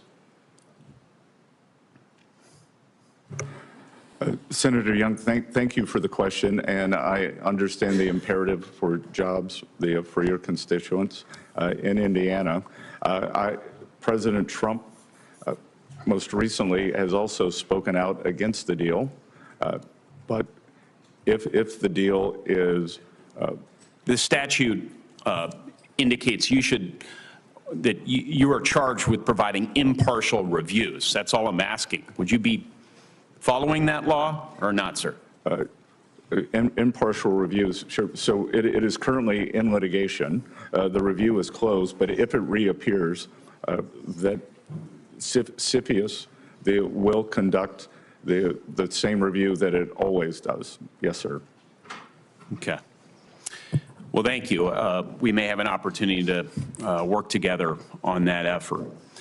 Mr. Bessent, your nomination comes at a time when tariffs are central to our economic debates, particularly on issues like inflation, supply chain resilience, and job creation. Now, I believe that in moderation, tariffs, for a time, strengthen America's negotiating leverage with other nations, and they can strengthen certain national security relevant industries, but overuse of tariffs can inflate costs and provoke trade retaliation. As Hoosier farmers have experienced firsthand over the years, they often bear the impact of these retaliatory measures, leaving already thin margins much more vulnerable. What concrete steps would you take to shield these Indiana producers if major trading partners impose steep duties, and how do you envision the Treasury Department's role in supporting them? Thank you, Senator Young. As I mentioned before, and I may have mentioned it when I was in your office, our family is involved in the farming business, and soybeans and corn, so I'm very sensitive to this and very up to date. The American farmers have been very loyal. 90% of rural voters voted for President Trump, so they should know that their interests are his interests. And when you ask what I would do specifically, I have said recently, the Biden administration kept on all of the Trump tariffs, but what they did not do in the agreement with China was enforce the purchase provisions. So if confirmed, next week, if confirmed, I would begin pushing for the purchase guarantees that were in the China agreement to be enforced, and perhaps they push the Chinese for a catch-up provision over the past 4 years. Just a quick follow-up. In terms of the application of tariffs, a skilled negotiator might sometimes use broad tariffs to gain leverage, and then in other cases, a more sector-specific approach could be effective. So what criteria or perhaps benchmarks would you use to inform your decision to go with across-the-board measures or more surgical tariffs? And do you believe there should be any built-in caps or triggers to prevent an unintended escalation? Senator Young, I haven't been confirmed yet. President Trump isn't in office, but I would imagine that the American people, should think about tariffs in 3 ways under the Trump administration. One will be for remedying unfair trade practices, either by industry or country, the Chinese tariffs, the steel. 2, maybe for a more generalized tariff as a revenue raiser for the federal budget. And 3, President Trump, I think, has added a 3rd use of tariffs, as you said, as a skilled negotiator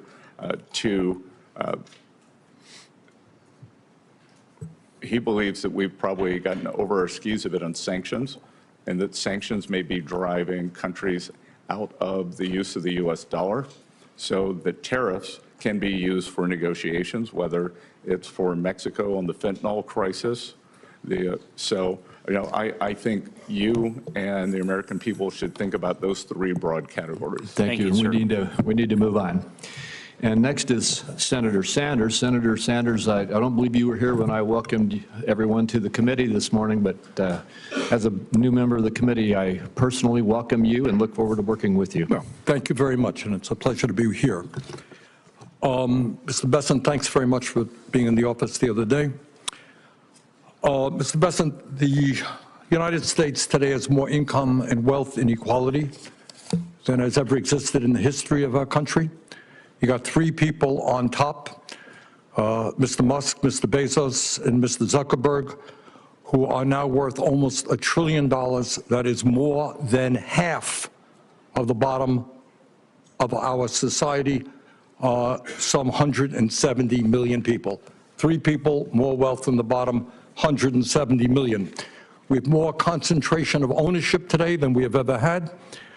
We have more concentration of ownership in the media, where a handful of billionaires like Musk, Bezos, Rupert Murdoch increasingly own the media and the information that the American people receive. We have a corrupt campaign finance system in which a small number of billionaires in both political parties make huge contributions into the presidential and congressional campaigns.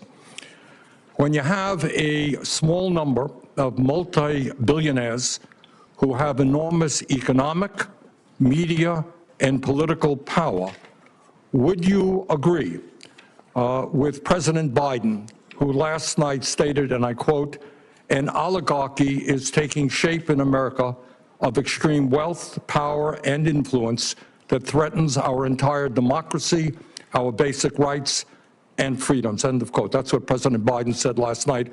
I agree with him. Do you? Senator Sanders, I enjoyed our visit. Talk a little bit closer into the mic. I enjoyed our visit, and I hope you got my follow-up materials on the discussions, my previous writings on the tariffs and China.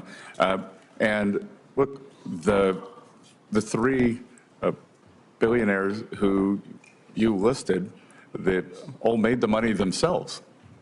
Mr. Musk came to the country as an immigrant. I understand that, but what I'm asking you is, when you have a handful of people like Musk, who will soon be part of the Trump administration, and others, when you have three people owning more wealth than the bottom half of American society, when these people have enormous influence over the media, when they spend huge amounts of money in both political parties to elect candidates, what Biden said last night is we're moving toward an oligarchy. I'm asking you that question. Do you think, forget how they made their money, do you think that when so few people have so much wealth and so much economic and political power, that that is an oligarchic form of society? Well, I would note that President Biden gave the Presidential Medal of Freedom to two people who I think would qualify for his oligarchs. So this is not a condemnation of any one individual. I'm just asking you, when so few people have so much wealth and power, do you think that that is an oligarchic form of society? Senator, I think it depends on the ability to move up and down the income. No, that's not really the answer. I mean, even if you had that mobility, no matter who those individuals might be. All right, but let me ask you another question. Right now in America, we have over 22 million workers who are making less than $15 an hour, and nearly 40 million people in our country earning less than $17 an hour. Shamefully, the federal minimum wage, despite the efforts of myself and other people here, have not been raised since 2009 and remains an unbelievable $7.25 an hour. Will you work with those of us who want to raise the federal minimum wage to a living wage to take millions of Americans out of poverty? Senator, I believe that the minimum wage is more of a statewide and regional issue. So you don't think we should change the federal minimum wage of $7.25 an hour? No, sir. Okay. Mr. Bessent, millions of working class Americans who are struggling to keep their heads above water are paying outrageously high interest rates on their credit cards. Over half the American people who take out new credit cards are being charged interest rates of over 24%.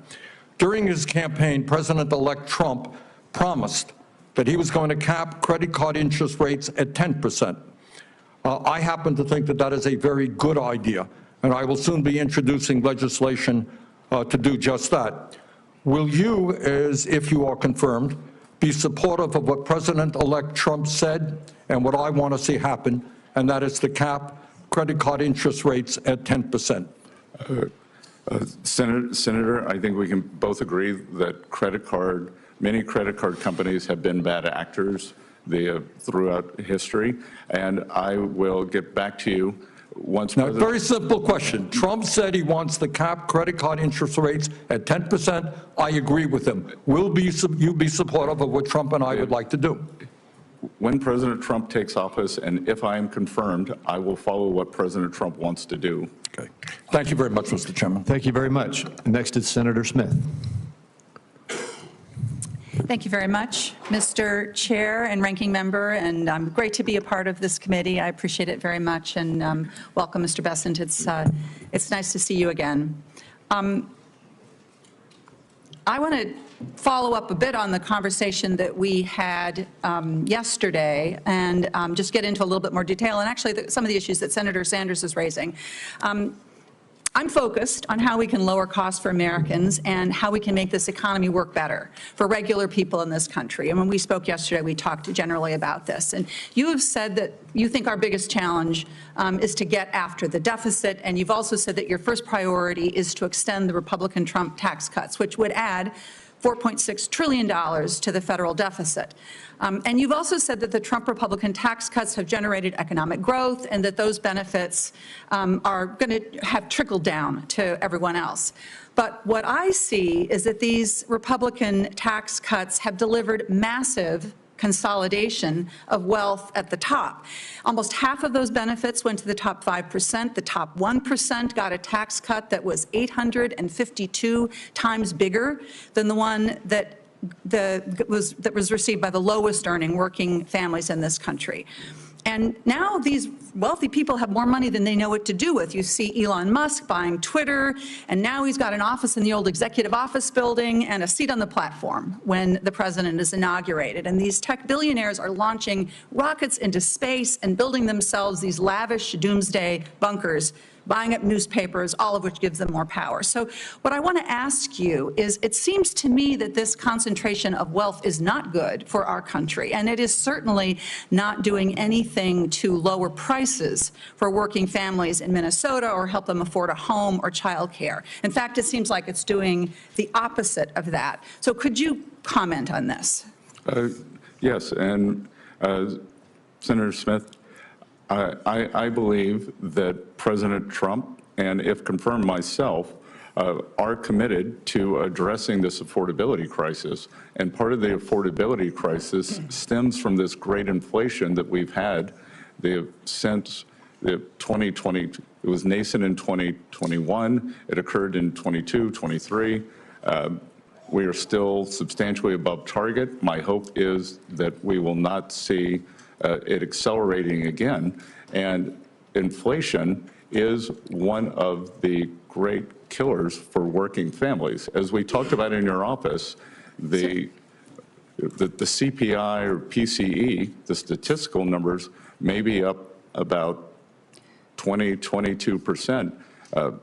Under the previous administration, but the basket of goods and services for working families. So getting inflation down, getting interest rates down, and addressing this affordability crisis. And and as you know, inflation is coming down, and one of the things that I think we saw during the course of the last couple of years was these big consolidated corporations with so much market power jacking up their prices way beyond the amount of money that they would have had to have raised their prices in order to cover their costs. So in my view, this level of corporate consolidation is actually hurting Americans. It is hurting the price. It's costing people more.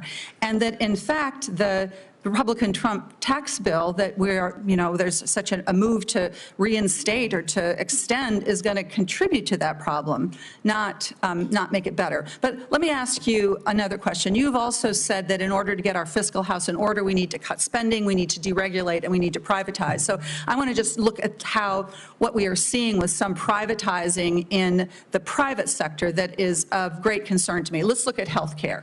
We've seen a move by big corporate investors into healthcare and especially hospitals. Terrible stories we've heard about rural hospitals and clinics getting shuttered, maternity wards getting shut down, and caused in part by this private equity big corporation purchasing and moving in and controlling, again, concentration in healthcare. And none of this, of course, has lowered costs for Americans. In fact, the opposite, people's costs have spiked. So I wonder, do you see this kind of model of big corporate takeovers of healthcare actually helping to lower costs for Americans? Senator Smith, healthcare, I've probably had trying to understand healthcare cost and the drivers of that on my to-do list for 10 years to be able to sit in a room for a week and understand this, and I've never been able to do it. But I will tell you that when we see things like healthcare, like higher education, both of which have substantially outperformed any inflation index by cost, there is a problem there.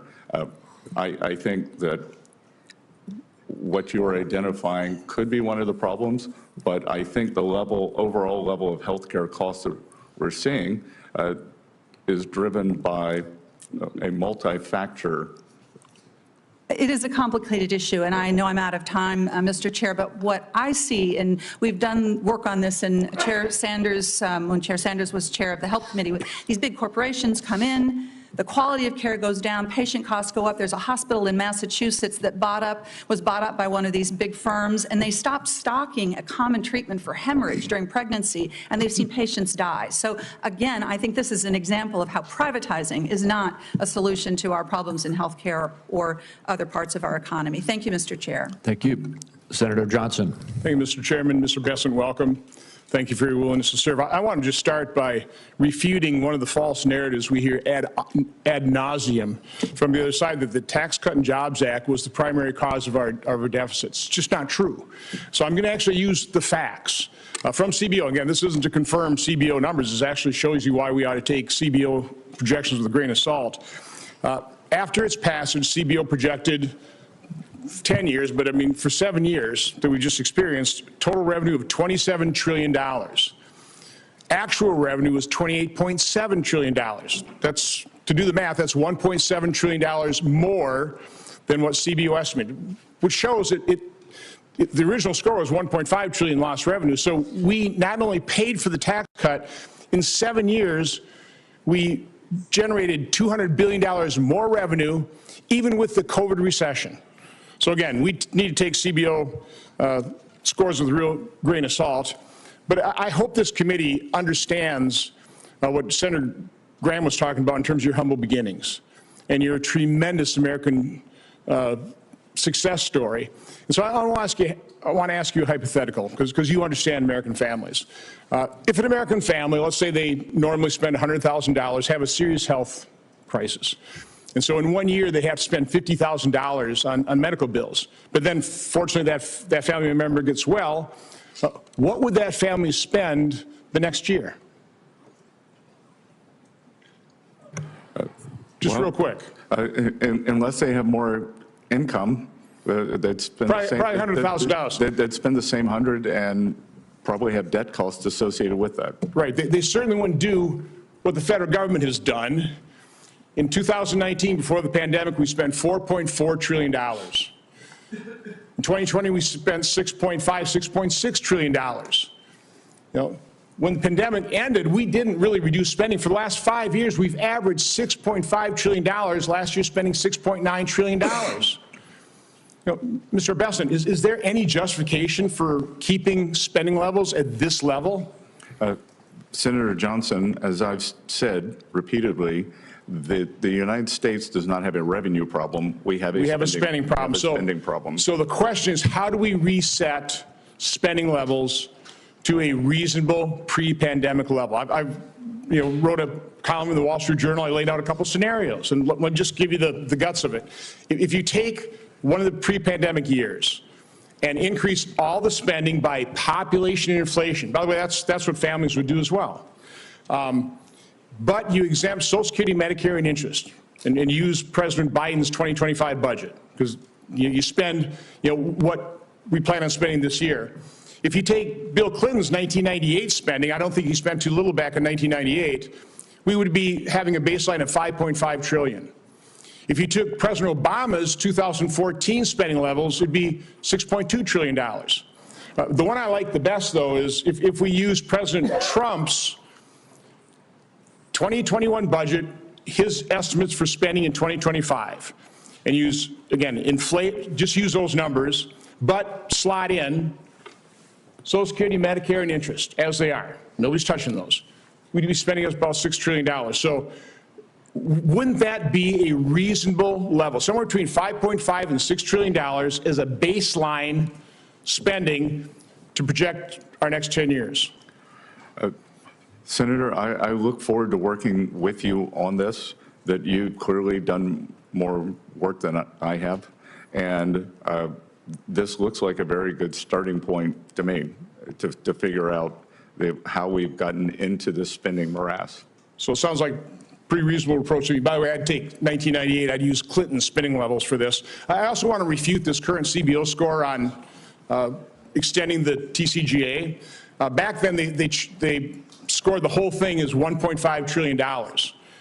If you just inflate that the same way CPI, according to CPI, it'd be $2 trillion. How do they justify a score of $4.3 to $4.6 trillion? It makes no sense. So again, I think we need to take those estimates with a huge grain of salt. My final point, I heard the ranking member talk about inflation, the cost of living. Because we've incurred these massive deficits, a 1998 dollar today is only worth 51 cents. A 2014 dollar today is only worth 74 cents. A 2019 dollar is only worth 80 cents. That was caused by this massive deficit spending, the devaluation of the dollar, and a lot of devaluations occurred over the last 4 years because we spent too much money. Not because we didn't tax America enough, it's because we spent way too much money. Thank you, Mr. Chairman. Thank you. Senator Cantwell. Thank you so much, Mr. Chairman. Mr. Bessent, congratulations on your nomination, and I see your family sitting there in earnest on these economic issues. It's so interesting. Our perspectives, you can see from this committee, are arguing about what we think are the right economic policies for the country, and as the Treasury nominee, with your background and experience, we still are talking about the president's policies and whether we think they're effective or not. Real GDP has increased at an annual rate of 3.1% in the third quarter of 2024. That's strong growth, right?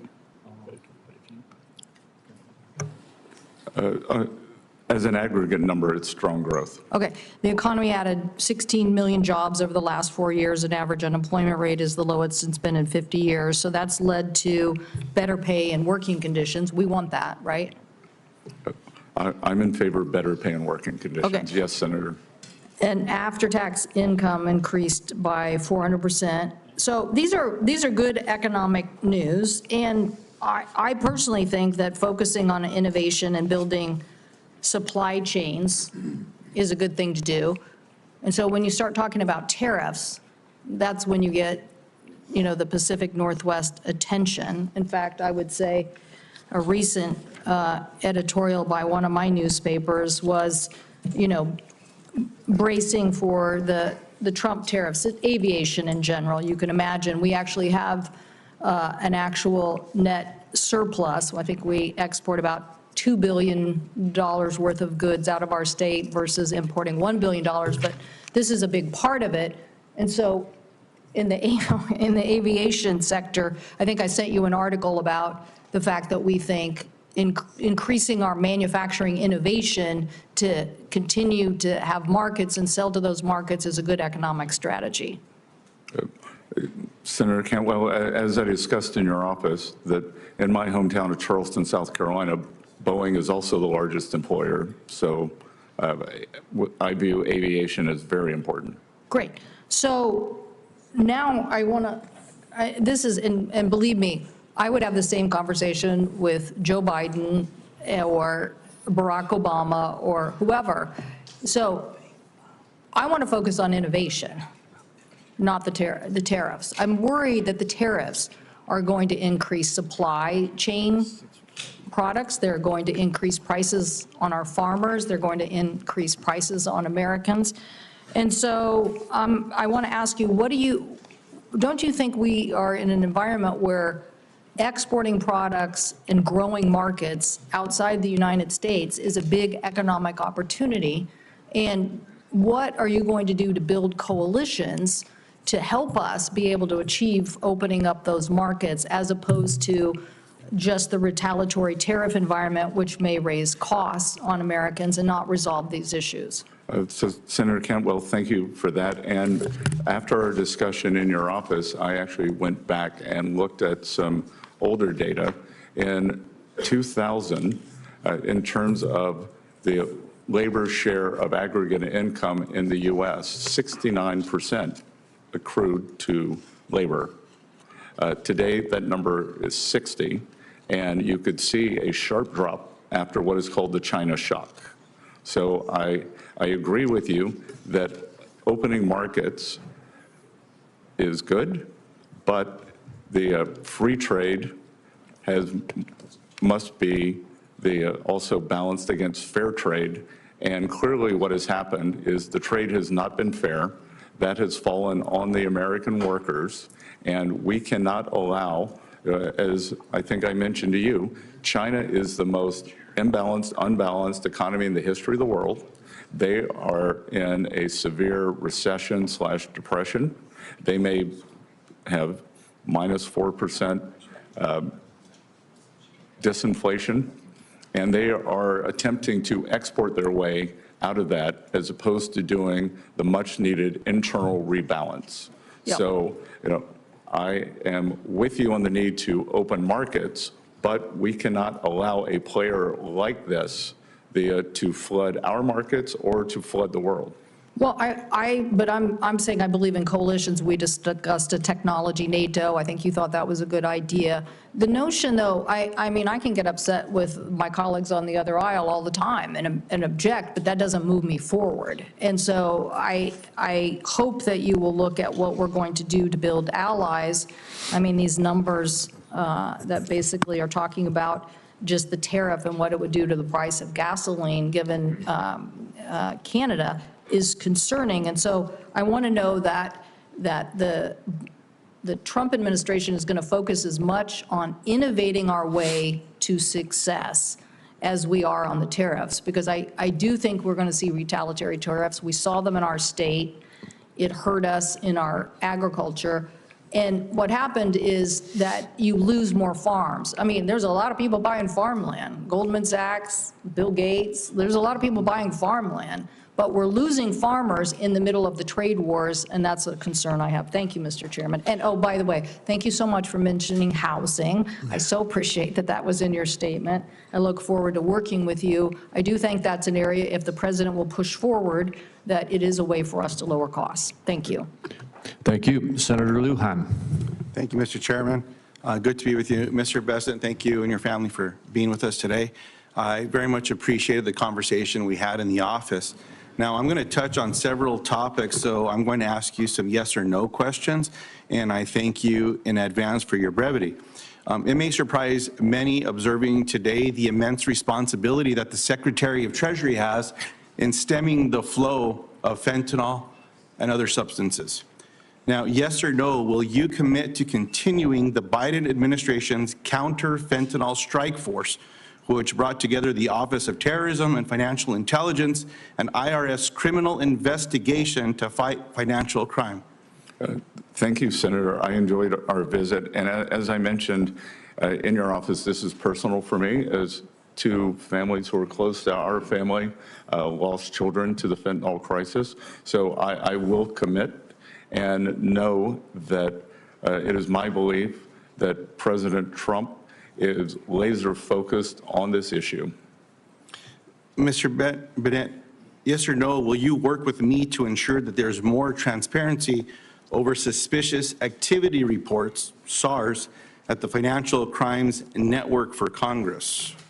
I believe, as you and I discussed, there is a sleeve of Treasury called TFI, Terrorism Finance, that deals with this within FinCEN, and I believe that we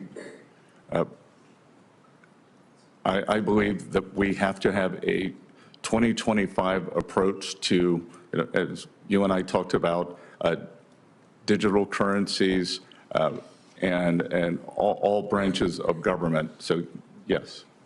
Now, Mr. Bessent, in your role as Treasury Secretary, do you agree that you will play an important role in advising President Trump and congressional Republicans on policy related to the economy, including investment in government programs? Yes, Senator. Now, I was pleased in our meeting that you stated, quote, "No cuts will be needed," unquote, to achieve your economic goals. I think that might surprise a lot of my Republican colleagues, but I very much appreciate that conversation that we had. Now, yes or no, will you recommend cutting Medicaid? I'm sorry. Did you say, I didn't hear whether you said Medicaid or Medicare. Yes or no, will you recommend cutting Medicaid? Medicaid? That I will, it's the business of Congress to do the budget, and I am in favor of empowering states, and I believe that for some states that will be an increase, for some states that will be a decrease. So, Mr. Bessent, will you recommend cutting Medicaid to President Trump? And I'll remind you that you acknowledge that one of your responsibilities as Secretary of the Treasury will be to be providing this advice. I will get back to you on this when I have seen the details of the full budget proposal once President Trump is in office and if confirmed. Will you recommend cuts to broadband following the investments that we've been seeing across the country making immense progress in connecting more people across the country that were included in the bipartisan infrastructure law? Senator, I am unfamiliar with the exact program. It is my understanding that much of the allocated funding has not been dispersed yet, so I will get back to you on that. Well, Mr. Bessent, a lot of folks back in South Carolina, including some of your farming neighbors, are getting connectivity because of these programs. You may just need to chat with them about the importance of what this program means. As my time expires, it might surprise many here that there's only a couple of us in this body that are members of Head Start, and I imagine we might hear a little bit more of that from my brother in Head Start, Mr. Warnock here. But when we talk about the importance to early education in America, the economic benefit, yes or no, will you recommend cuts to Head Start? Yeah. Again, Senator, I'll have to get back to you on this. I don't understand the intricacies of that program. Of Head Start? Yes, I don't understand the budget ramifications. I don't understand. Do you know what Head Start is? Yep, I believe it's an earlier childhood education program. That's fair, sir. I didn't realize that you had to qualify to get into that program.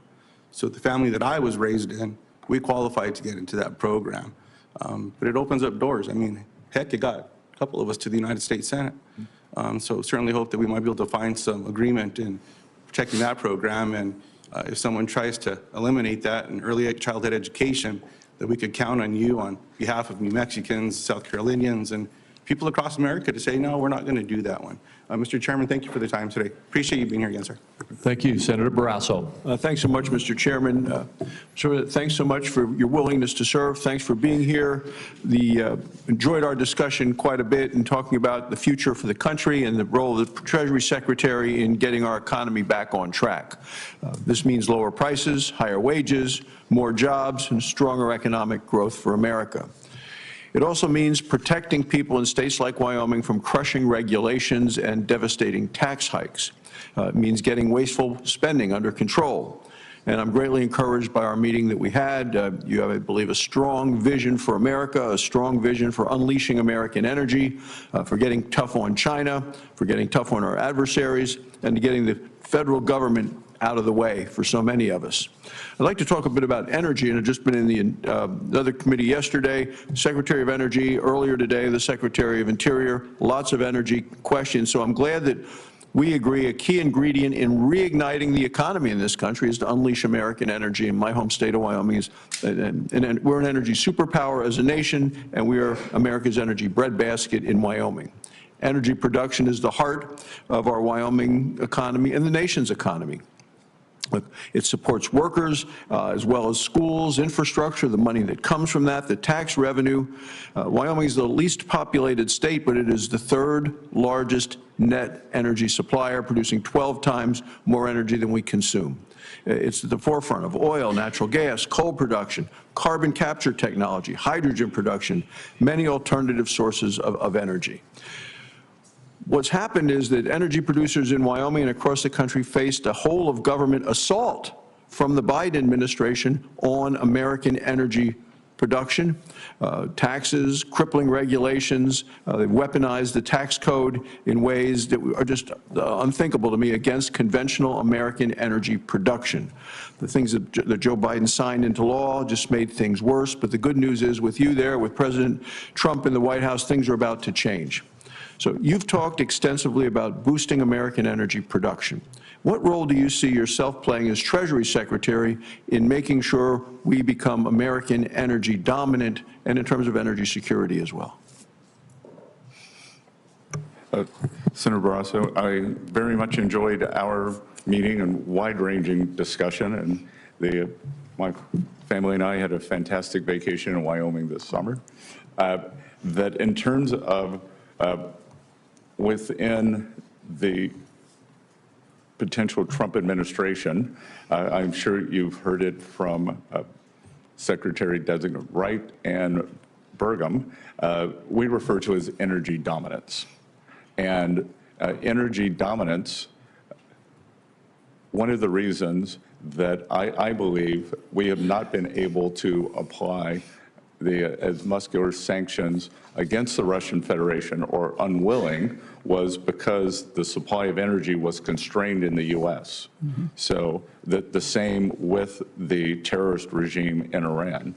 So I would view that as we can raise U.S. production, we would squeeze down the bad actors, especially Iran.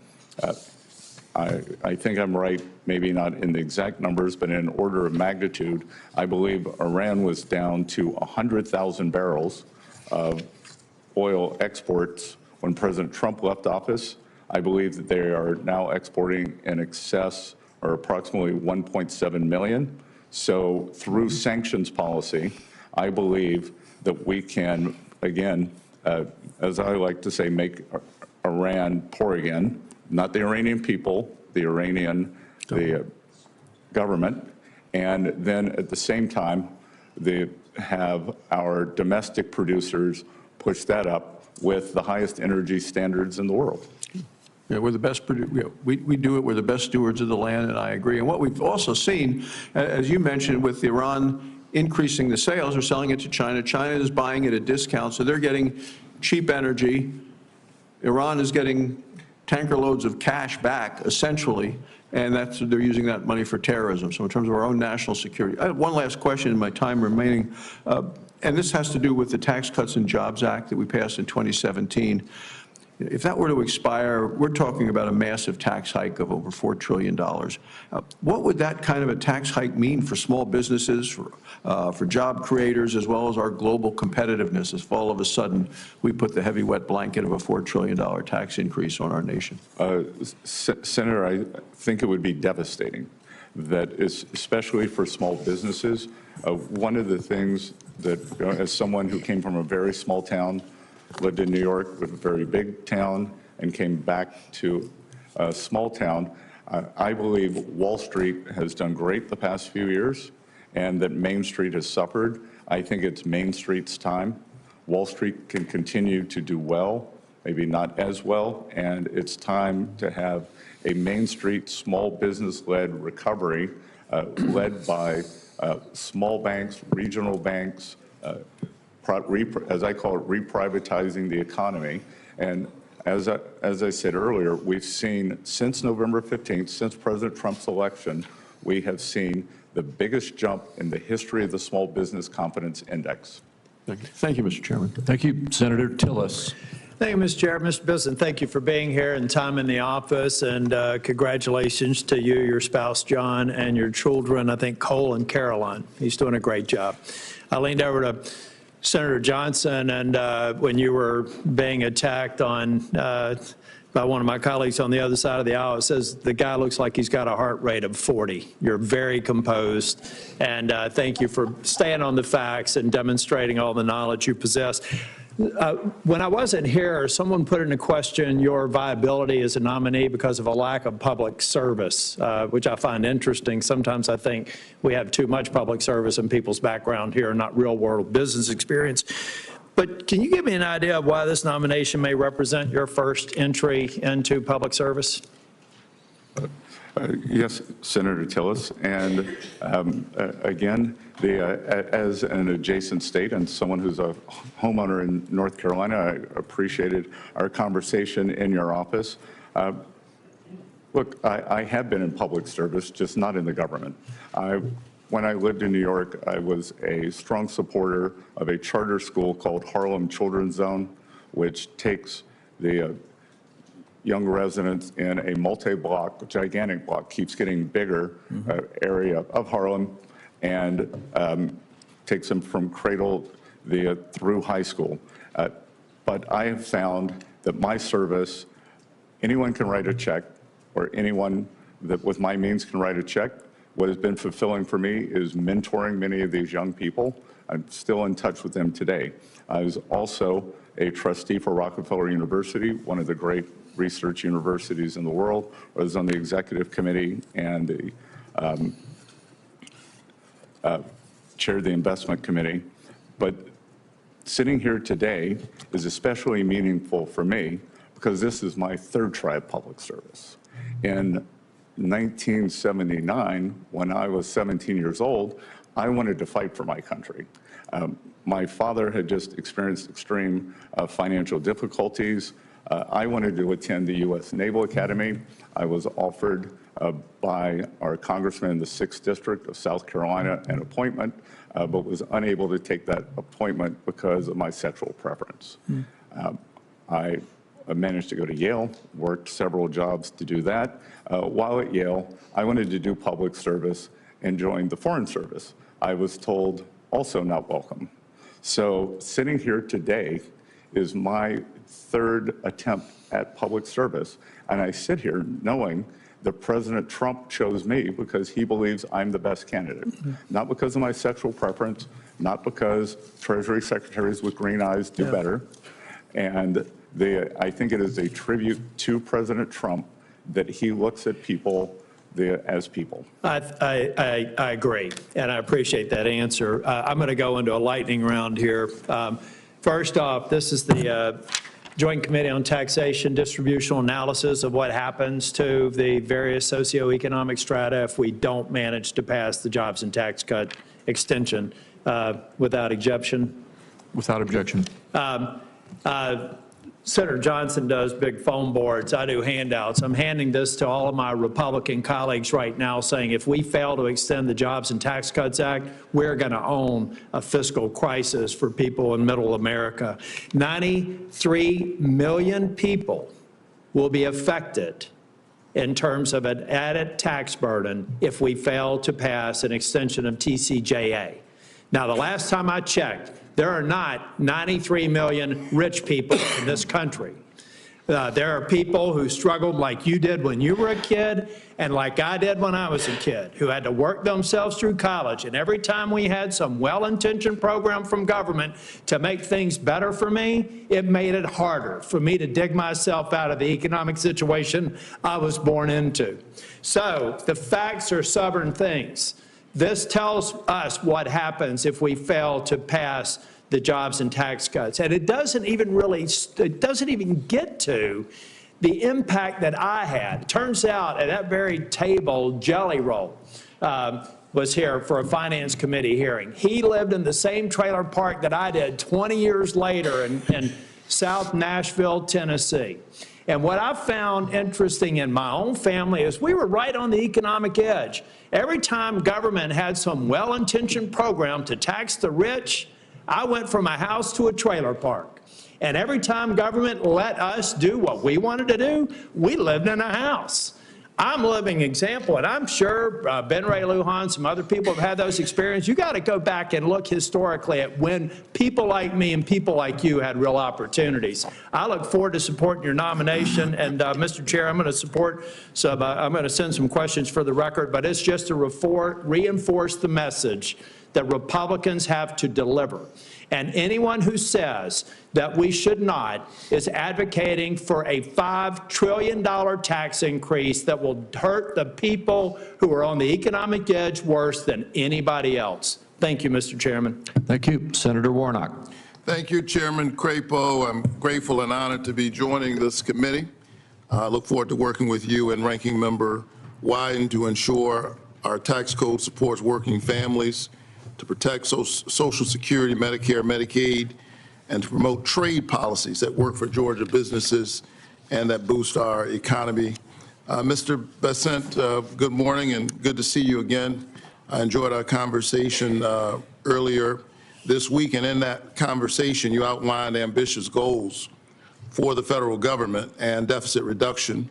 I'd like to follow up on our discussion about your economic plan. According to a new report from the Tax Policy Center, the largest tax cuts from extending the Trump tax bill would go to those with the highest income, especially those in the top 1%, making more than $1 million per year.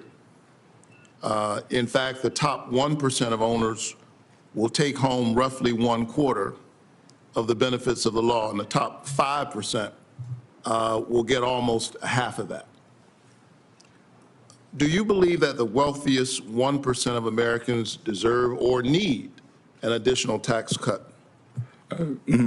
Senator Warnock, I greatly enjoyed visiting with you. I think probably a better way to look at it is on a percentage basis. And when I think about the distributional aspects of the Tax Cuts and Job Act, that most of the benefits accrued for the working and middle people as opposed to the upper ends. In absolute dollars, as you just read, that is correct, but I think it's important to look at it in percentage terms. So you believe that the tax cut that provided 1/4 of the benefits of the law to the top 1% and top 5% getting almost 1/2 actually benefited those at the bottom more than it did those at the top. Is that your testimony? I believe that in 2018, 2019, that the households in the bottom 50% of income earners, the wealth increase for those households was three times higher than the wealth increase for the top 10% of Americans. So we should continue to move in that direction and give more tax cuts to those at the highest. You have talked about high deficits as a national defense problem, and I agree with that. I think we need to be fiscally responsible. We need to work to close the deficit and bring the national debt under control. In 2013, Congress extended the Bush tax cuts for everyone except those making more than $400,000 a year. This bipartisan decision saved the Treasury $600 billion, helping to narrow the deficit. Do you agree that ending the tax cuts for those making more than $400,000 would help close the deficit and reduce our national debt?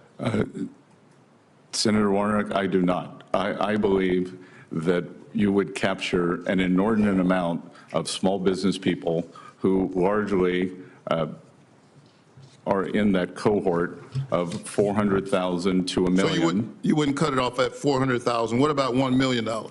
That, again, I believe these are small business pass-through owners, and I believe that we, as I said before, Wall Street's done great. It is time for Main Street to do well, and small businesses need to drive what I call the reprivatization here away from this government spending. I agree that it's Main Street's time. I'm from Atlanta, so I'll say Peachtree and some other locations in my state. What about those making more than 10 million? Would we reduce the deficit by extending those tax cuts for folks making about $10 million? So again, I think it's important that we put in incentives for them to invest. So going back to the 100% depreciation for equipment, that I think that.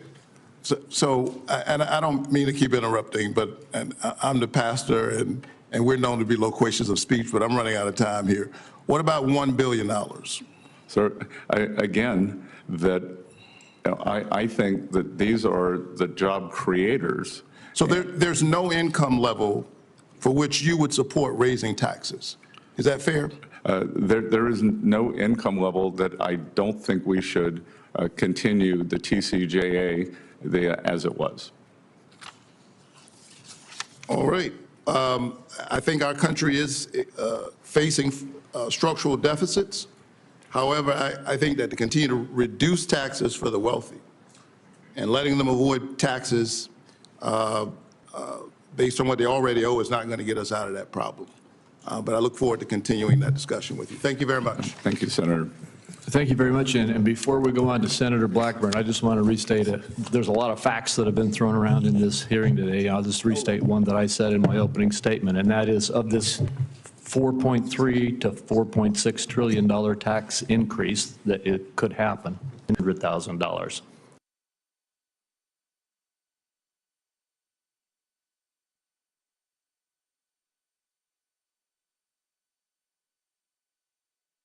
That is simple tax increase. Senator Blackman. Thank you, Mr. Chairman. Thank you for bringing that clarification, because if we do not extend the Tax Cut and Jobs Act, it is that $4 trillion tax hike that people are going to see. And I appreciate your comments about a Main Street small business recovery. That is something that is so vitally important. And as the chairman knows, we have had much discussion over the last few years with the Biden administration over how they determine that $400,000 number. If it is the gross, if it's the adjusted gross, they came up with the term of total positive income, which is everything you make. And we know that the Biden administration approach on this would be a killer for Main Street businesses. We know that 199A is vital to them, and they need to see that in the Trump tax cuts and in that permanent, so that we can have that Main Street small business recovery and revival. I appreciate that, and I appreciate that President Trump has nominated you for Treasury Secretary, because you are sensitive to that and what your work means to Main Street and to individuals, and getting the IRS under control and looking at some of these provisions that are going to be in front of you. So we appreciate that you would come back a third time and look at public service, and that John and Caroline and Cole, and by the way, they are behaving so beautifully. Whatever they want, they get. Ice cream. Senate orders. We'll be right there to support them. I do want to talk with you for a moment about CBDCs and some of the push that the Biden administration had. They did an executive order for Treasury to research development of a CBDC in the United States. And of course, this causes a lot of us heartburn, because we look at what the CCP did with the digital yuan in connection with the Olympics. So upon confirmation, how would you approach this discussion of CBDCs? And are you for them or against them? Could you end the Biden administration project to create a U.S.-based CBDC? Senator Blackburn, thank you for your remarks. I may have a little trouble disciplining the two behind me, as I'm sure that I will hear that a U.S. Senator has vouched for their behavior. Yes. But on CBDCs, I see no reason for the U.S. to have a central bank digital currency. In my mind, a central bank digital currency is for countries who have no other investment alternatives. So if we think about a reserve manager, a high surplus country, whether it's Saudi Arabia, Singapore, who ends up with, call the Chinese currency whatever you want, the yuan, the RMB. Yeah. If you own that currency, you have to have something to invest in. That there's very little to invest in if you want to hold the currency. You could own Chinese government bonds, which don't yield So very your much. view of that would be a negative view? Well, I view that many of these countries are doing it out of necessity, whereas Yeah. the U.S., if you hold U.S. dollars, you could hold a variety Absolutely. of very secure U.S. Yeah. assets. I appreciate that. I appreciate your comments earlier to Senator Barrasso about the Pillar 2 negotiations. This is something that we would be well served to extract ourselves from this. Currently, the preliminary data that we have, 40%, right at 40% of the total Pillar 2 tax burden is on us. And China, of course, has found a way to exempt themselves from this. So that is in need of a revisit, and I look forward to you doing that and standing with our companies. I want to get, and this I think you can just submit to me in writing, Advanced Persistent Threat, APT, which is China. They were able to override Treasury security system and remotely access workstations where they reported access to unclassified documents. And of course, this is Chinese Communist Party at work again. And this is, we found this out after finding out from the Treasury Inspector General that 2,800 IRS employees still had TikTok on their government devices. If confirmed, and when confirmed, will you take steps to improve Treasury security systems? Senator Blackburn, one of the earlier questions was, what policies of the current Treasury Secretary do you disagree with? And as you noted, the December 8th hack into Treasury was via a work from home system. Yeah. So I, as Treasury Secretary, have confirmed, plan to be in the office every day that I'm in Washington, D.C., and I expect all the other employees to do that too. Thank you. And I think it's a matter of national security for everyone to be at 1500 Pennsylvania Avenue. Thank you. That is well received. Thank you, Mr. Chairman. Senator Welch. Thank you. Thank you very much, Mr. Chairman. It's delightful to be a new member of the committee. I look forward to working with you and all our colleagues. Mr. Bessent, thank you so much for your visit yesterday, and welcome to your family. As we discussed, the situation for a lot of Vermonters who work incredibly hard is very tough. Vermont actually has one of the widest, if not the widest, gap between what people can earn and what their expenses are. So it's tough at the end of the month to pay all the bills, the grocery bills, the health care bills, all of these things. And we're talking, in a way, abstractly about this tax plan. And the reality for most folks in this country is that for the past 40 years, working Americans have actually had a pay cut, not a pay increase. And my hope is that whatever tax policy we have is going to start with a commitment to making lives better for the Main Street folks that you mentioned, and I'm glad that you did. But there is going to be a lot of negotiation on how to pay for these tax cuts. And one of the things that will be on the block is something that's very, very important to Vermonters, and that's the affordable tax care credits that we have now. So in Vermont, I mean, health care is incredibly expensive for everybody. But if we have, just as an example, an electrician in Bennington, Vermont, who's making $67,000 a year, with the tax credits that are set to expire, that family would have a $700 a month increase in their health care bill.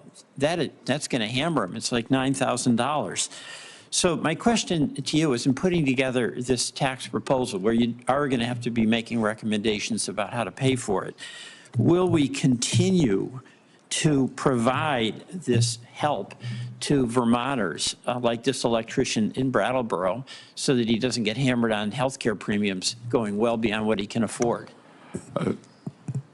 Senator, as we discussed in your office, and I haven't had time to do my homework on this, as I think I told you that my family, friends, business colleagues, I often get sick of hearing my phrase, no data, no opinion. No, I will get up to speed. No, if and I confirmed, I will appreciate get up to that. this. I appreciate that, but there's a couple of things that really make a difference for working Americans in South Carolina and in Vermont. The child tax credit, when we had that and reduced poverty for children by 50%, that's really elemental for hardworking families. In the premium support, where healthcare is just a brutal expense for employers too, by the way. So my hope is that in the design, we're going to start by making certain that we do no harm to working Vermonters and working South Carolinians, okay? Second, on the tariffs, I'm in support of the China tariffs. That is defending us against unfair trade practices by China. I'm concerned about the impact of tariffs on Canada and what that does to us in Vermont. Our major business partner, export partner, is Canada. And from what we have seen, it would raise the cost to businesses, probably cost jobs and cost to consumers. So what reassurance can we get from the Trump administration that there's going to be a do no harm policy to American consumers and Vermont workers and small businesses with a tariff policy? Senator, very, very difficult for me to isolate Vermont especially, but in terms of working Americans, I believe that President Trump understands that it's working America. He had a very unique coalition. Well, he does, and my hope the policy will reflect that. So I appreciate the opportunity to work with you on that.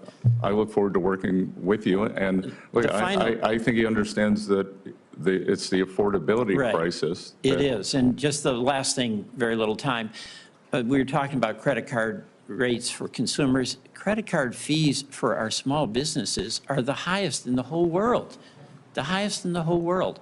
Why can't we bring them down and pay what Europe pays? Our small businesses, it's like the second or third highest expense for them. And you'll have some impact there, but those costs on our small business, including those small, the pass-through businesses, I'd like to get them down and get your help in doing that. I look forward to working with you on this issue, if confirmed. Thank you very much. Thank you. Thank you. Senator Marshall. Well, thank you, Chairman Crapo, Ranking Member Wyden. It's great to join the Finance Committee. As I listen around, it seems like to me like so many of us share the same goal, that we want Americans to be prosperous. We want them to be able to live their American dream. We disagree how to get there oftentimes, but we all had this same goal, that we want Americans to be prosperous. Mr. Bessent, welcome, and congratulations on your nomination as well. I think it could be said that rural America in many ways is President Trump's base. Of the 77 million people that voted for President Trump, a lot of them came from rural America. In fact, I think I could argue that 90% of rural Americans voted for President Trump. And no one has suffered more these last 4 years than rural America has. So my questions may be geared up about that as this economy. What can we do to help Main Street, to help small businesses, and to help rural America? Now, everyone knows that you're a financial wizard, that you've been successful on Wall Street. But I just want to understand your commitment to small-town America. You're from a small town. I think you understand agriculture from our conversations, and even some background in community banks. How important are community banks to those small towns, and what is your commitment to rural America?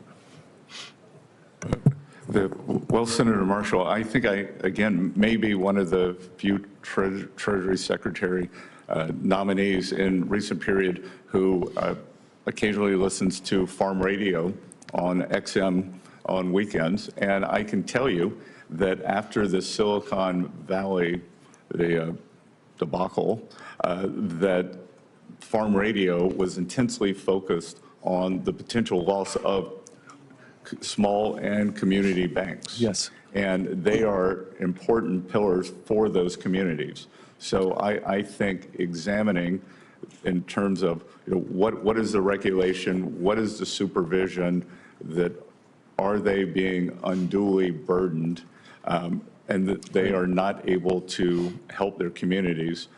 What are the supervisor, what is the supervisory edict there? And then again, as I said earlier too, I think that China has not made good on their ag purchases for 4 years.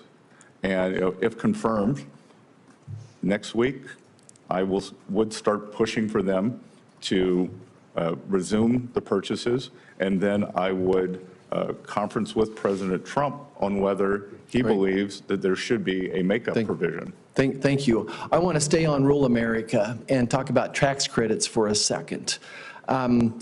45Z is a tax credit. I'm not sure if you're familiar with it or not, but it would really help rural America in the standpoint that we help take some of our feedstocks, whether it's soybeans or corn, and turn it into biodiesel, renewable diesel. I think it's going to lead to a cleaner air for all of us, but it's certainly very important to rural America, and just would ask that you would look into it. But what we can't do is let China benefit from it. I really think any tax credit we have should not impact foreign entities, and just want to get a few background thoughts on this 45Z tax credit from you.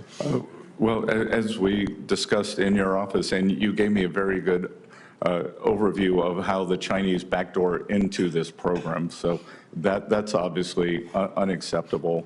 And I look forward to working with you on the 45Z. Great. And then I want to finish up probably here on the Trump tax cuts and how important it is to make them permanent. I don't understand what $4.6 trillion is, but I can tell you that families back in Kansas were able to keep about $1,000 a month in their pocket after the Trump tax cuts took effect.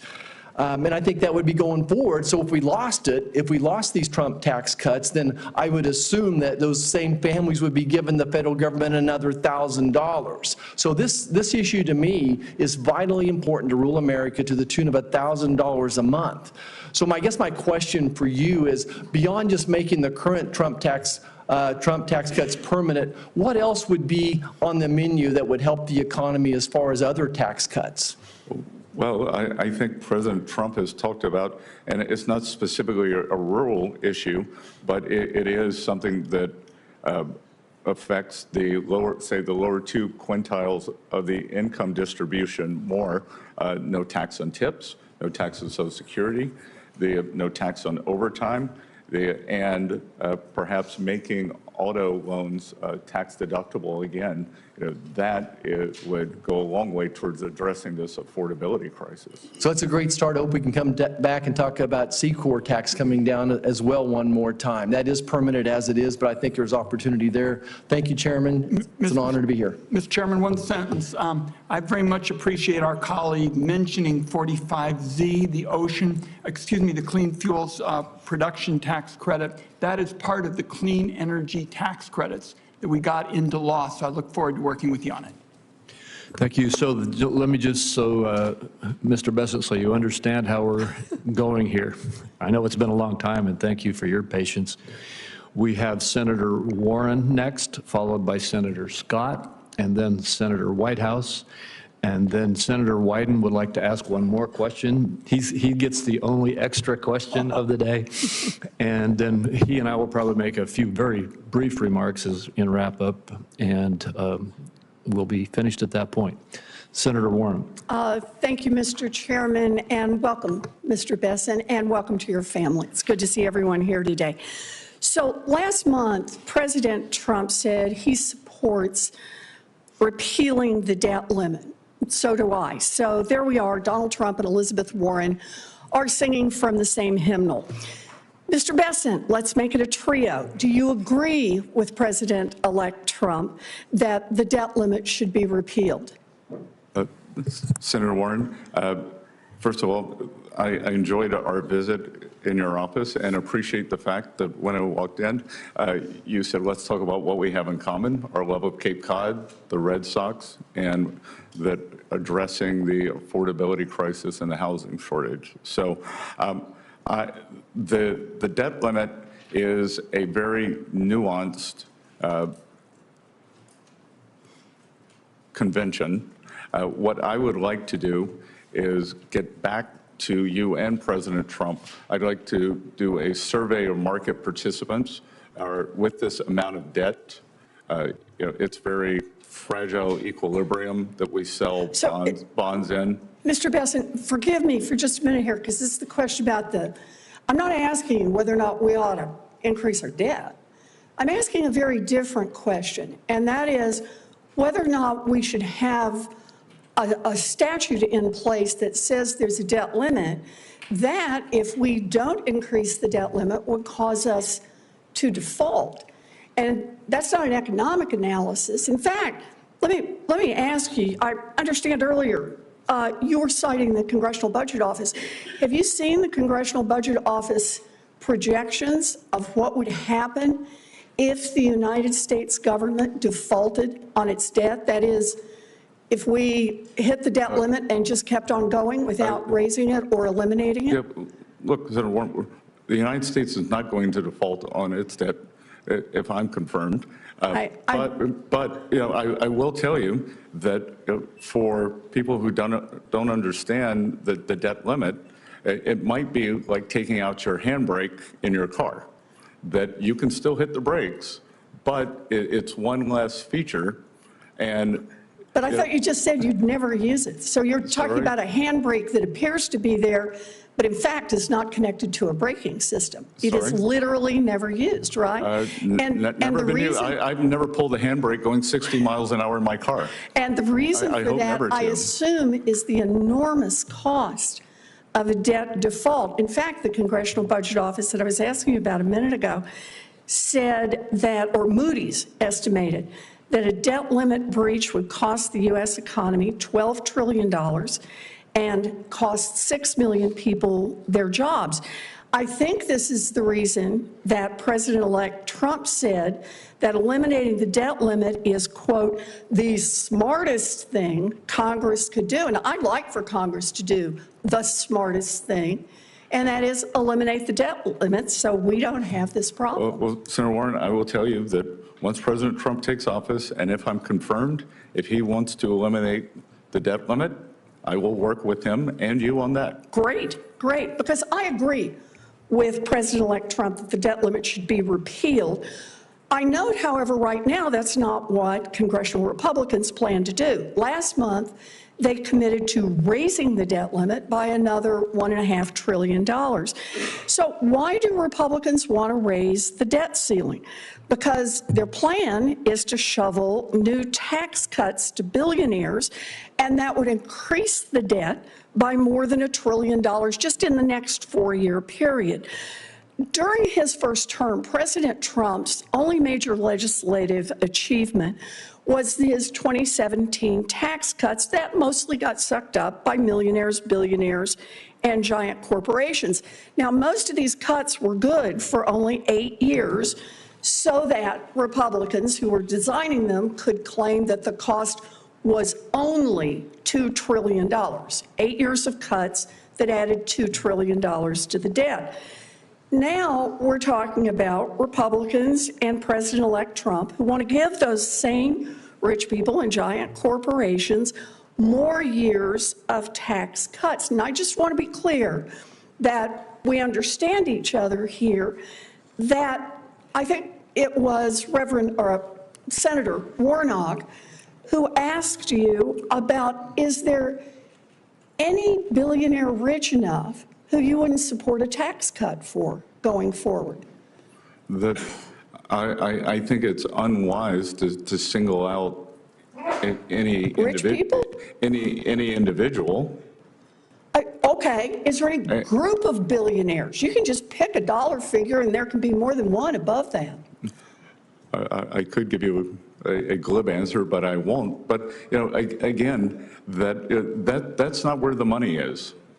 At one point when President Obama was debating Mitt Romney, the moderator said, "But sir, that would make collections go down." And he said, "Yeah, but it's about fairness." And I have to tell you, Senator Warren, I'm about collection. I understand, but I like to think that fairness is about billionaires actually paying their fair share too. Thank you, Mr. Chairman. Thank you, Senator Scott. Thank you, Mr. Chairman. Scott, welcome, or Mr. Bessent, welcome to our committee, and good to see you again, and thank you for your willingness to serve. It is certainly a sacrifice to you and your family, but I think it's actually an investment for the country. We need folks who are willing to sacrifice on behalf of a greater cause. The greater cause in this instance is generations of Americans you will likely never meet, but will be better off because we do the right thing. One of the things I think about as the right thing, I know you grew up in a working class family, and I grew up in a single parent household mired in poverty, is having stability in our financial system. One of the places where we need the greatest amount of stability is for our banks. So think about Silicon Valley Bank and other banks that failed recently. As you can imagine, as the chairman of the banking committee, I care deeply about the stability and strength of our banking system. From your vantage point, can you provide your assessment of the current safety and soundness of the U.S. banking industry, and what steps you believe are necessary to ensure long-term stability? Senator Scott, good to see you. Good to have two South Carolinians in the room. And look, I think the strength of the U.S. Economy, our financial markets, is the depth and breadth of our financial systems. I believe that we have likely seen the top 5 banks become too big a share of banking assets. We have seen, because of undue regulation, the shadow banking system get larger and larger, and to the detriment of community banks, small banks, and the small regional banks. So I think that we have to take a look at both regulatory and supervisory conditions in those. I think that the banking system is well capitalized, perhaps over-capitalized, and this comes from someone, my background is as a financial institutions analyst. I've also taught the history of financial crises, so I am very attuned to the idea that financial stability is important. The pendulum tends to swing from one way, go into overshoot, and that from 99 to 2008, that was an overshoot. And since then, the regulation, our banking system has been constrained. And if we are going to have the kind of the generalized Main Street prosperity that I would like to see over the next few years, it's going to be driven by communities, small banks, and small regionals. Well, if I had more time, maybe another 5 or 6 minutes would be great. I don't think I'm getting it. Thank you very much. We'd spend a little more time on Basel III because your answer actually reinforces the fact that Basel III puts more capital on the sidelines, which means there's less capital to loan for mortgages or for starting small businesses. But I won't go there. But where I will go, however, is towards opportunity zones. As you know, I wrote the legislation, and opportunity zones was in fact a bipartisan piece of legislation, although it's only supported by Republicans. And the results of the opportunity zones has been astounding. My friends who are mayors, Democrat mayors, support it and celebrate it. My friends who are Republican governors support it and celebrate it, because the fact is simple, that $84 billion committed and invested in opportunity zones have led to real help coming into some distressed communities. It's only had less than a 5% gentrification rate, which is really important. But for the housing question, so many folks, mayors around the country said for the first time, because of opportunity zones, they're seeing affordable housing in their downtown areas, and they haven't seen it, John Geddes in Rock Hill, 3 decades. So we know that they've been effective without gentrification. I hope that the administration will spend some time encouraging and supporting the next iteration of opportunity zones. Your thoughts quickly? Senator Scott, I think they have been a resounding success. And I recently read data that in terms of affordable housing, the opportunity zones have created more affordable housing within the zones than any other federal government program since opportunity zones were created. So I think that it's a fantastic way to address the housing crisis. I think the inner city redevelopment. I think we could think about opportunity zones more in rural areas. Yes. So I look forward to expanding and continuing the discussion. Thank you. My last thoughts will be a comment, not a question. But as a result of the TCJA, we saw the richest Americans' tax burden as a percent of revenues coming in go up, and we saw the poorest Americans as a percent of revenue coming into the government go down. I think the easiest way to say that is to recognize that a single mother, like the one who raised me in 2017, made on average $40,000 a year. Her tax burden, her tax percent went down, her tax rate went down by 71%. That is a result of good policy being good politics, and I hope we keep our eye on the ball of helping the average American have more of their money in their pockets. Thank you. Thank you, Senator Scott. Senator Whitehouse. Thanks very much, Chairman. Welcome, Mr. Bessent. Thank you for the meeting we had in my office. I understand that colleagues have already raised the urgency of more sanctions on Russia's shadow fleet, particularly as it is sabotaging our allies' infrastructure in the Baltic, and urge that it is unfair for Chinese manufacturers to be able to underprice U.S. manufacturers by virtue of lower environmental standards. So I just want to give two big thumbs ups to both of those notions. As we talked about in my office, I think that the most immediate danger of a major economic collapse is going to come through the insurance industry. We're seeing signs of it in Florida already. The fires in LA are making it worse out in California, but it's occurring nationwide. And as we discussed, where you can't get insurance, you can't get mortgages, where you can't get mortgages, you can't sell properties at value, and that cascades, according to the chief economist of Freddie Mac, into a 2008-style massive economic recession. So I would like to ask first that you get somebody on your team to take a look at this report, which I'd ask to put into the record, from the Senate Budget Committee while I was chairing it, on the non-renewals, price increases, and unavailability problem county by county across the country. And if somebody on your team looks at it and can give you a summary, I would be grateful. And I would actually ask you personally to read this Economist magazine article. I don't think it's complicated. No, Senator Whitehouse, you gave it to me in your office, and I did read it. Good. So all right, so we're ahead of you. So I just want to make sure. I will point out to my children behind me, doing your homework's important. It is important, and thank you for doing that. I think you're the first person in a nominations hearing who's actually done the reading that has been proposed. So I just think that all of us need to be alert to this problem. I think it's actually started. Ernest Hemingway famously said that bankruptcies happen gradually and then suddenly. I think we're in gradually on a climate change-driven insurance crisis that will cascade out into the whole economy. I gave my Environment Public Works colleagues a book this thick. I gave your team a similar book of all the many high-level, serious, peer-reviewed studies that have shown these economic risks.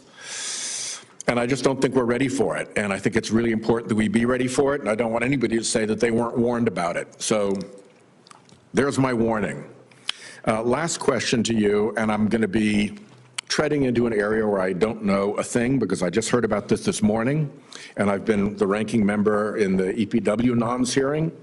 So what I did read this morning is that the manner in which you have structured your partnership has enabled you to avoid the payment of nearly $1 million in Medicare taxes, and that the IRS has taken the position that the manner in which you structured your partnership to avoid those Medicare taxes does not actually support avoiding Medicare taxes.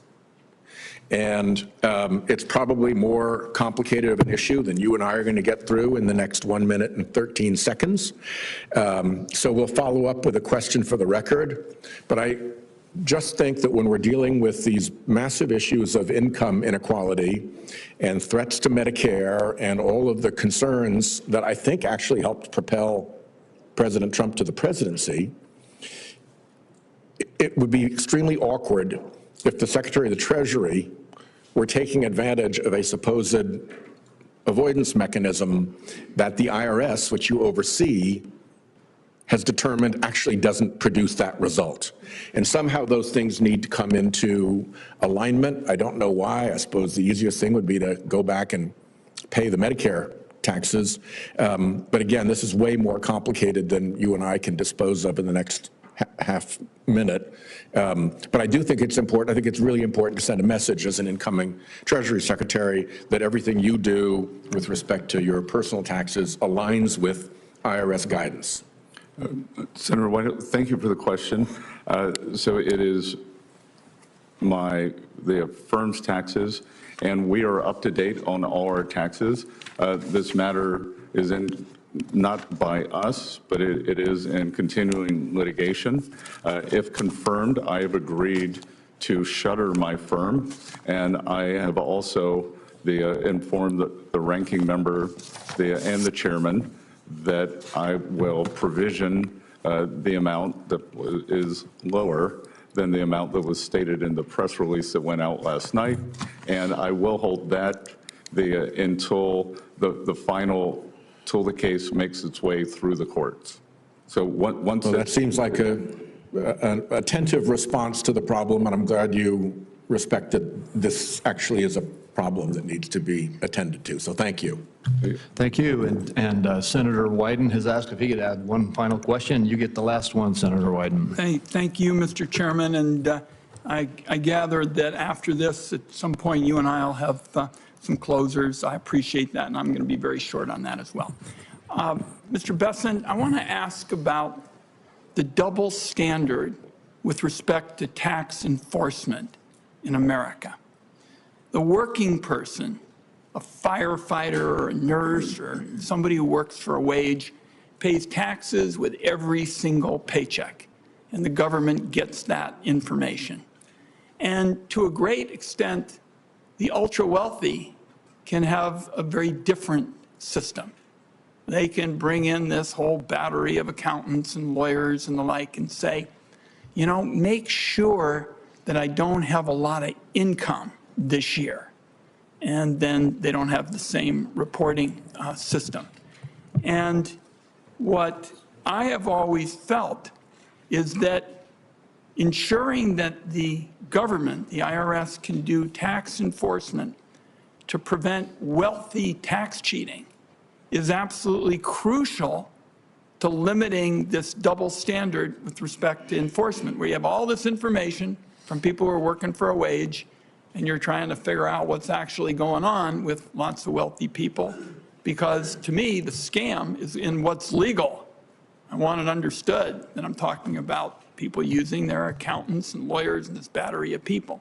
So my question to you is, do you believe that it makes sense for the Congress to give the IRS the resources to collect taxes from people who may be cheating? And we don't even know because it's so hard to run down all this information. Do you believe it's important for the Congress to fund the IRS for that kind of enforcement? Senator Wyden, I believe that collections are very important, and I believe that the IRS, and again, I haven't been confirmed, I have had no meetings, this is all external. I believe that a large amount of it can be solved by data processing, and we are on the verge of an AI revolution.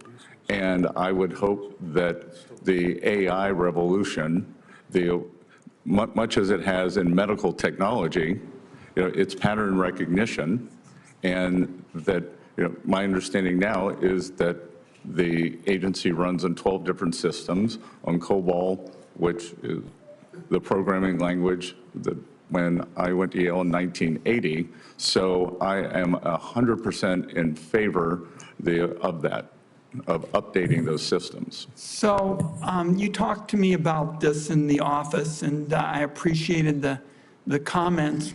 It's still resources. It's going to be computers, perhaps, not people.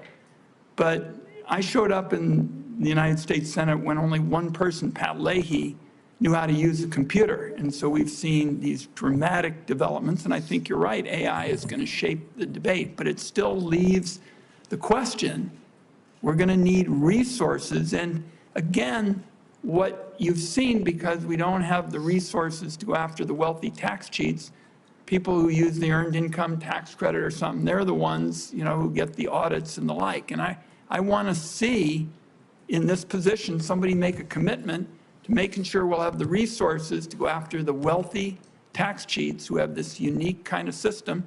And I would acknowledge your point that certainly it's going to be a challenge in the years ahead with respect to AI and other technologies, but we're still going to need resources. Are you going to support that?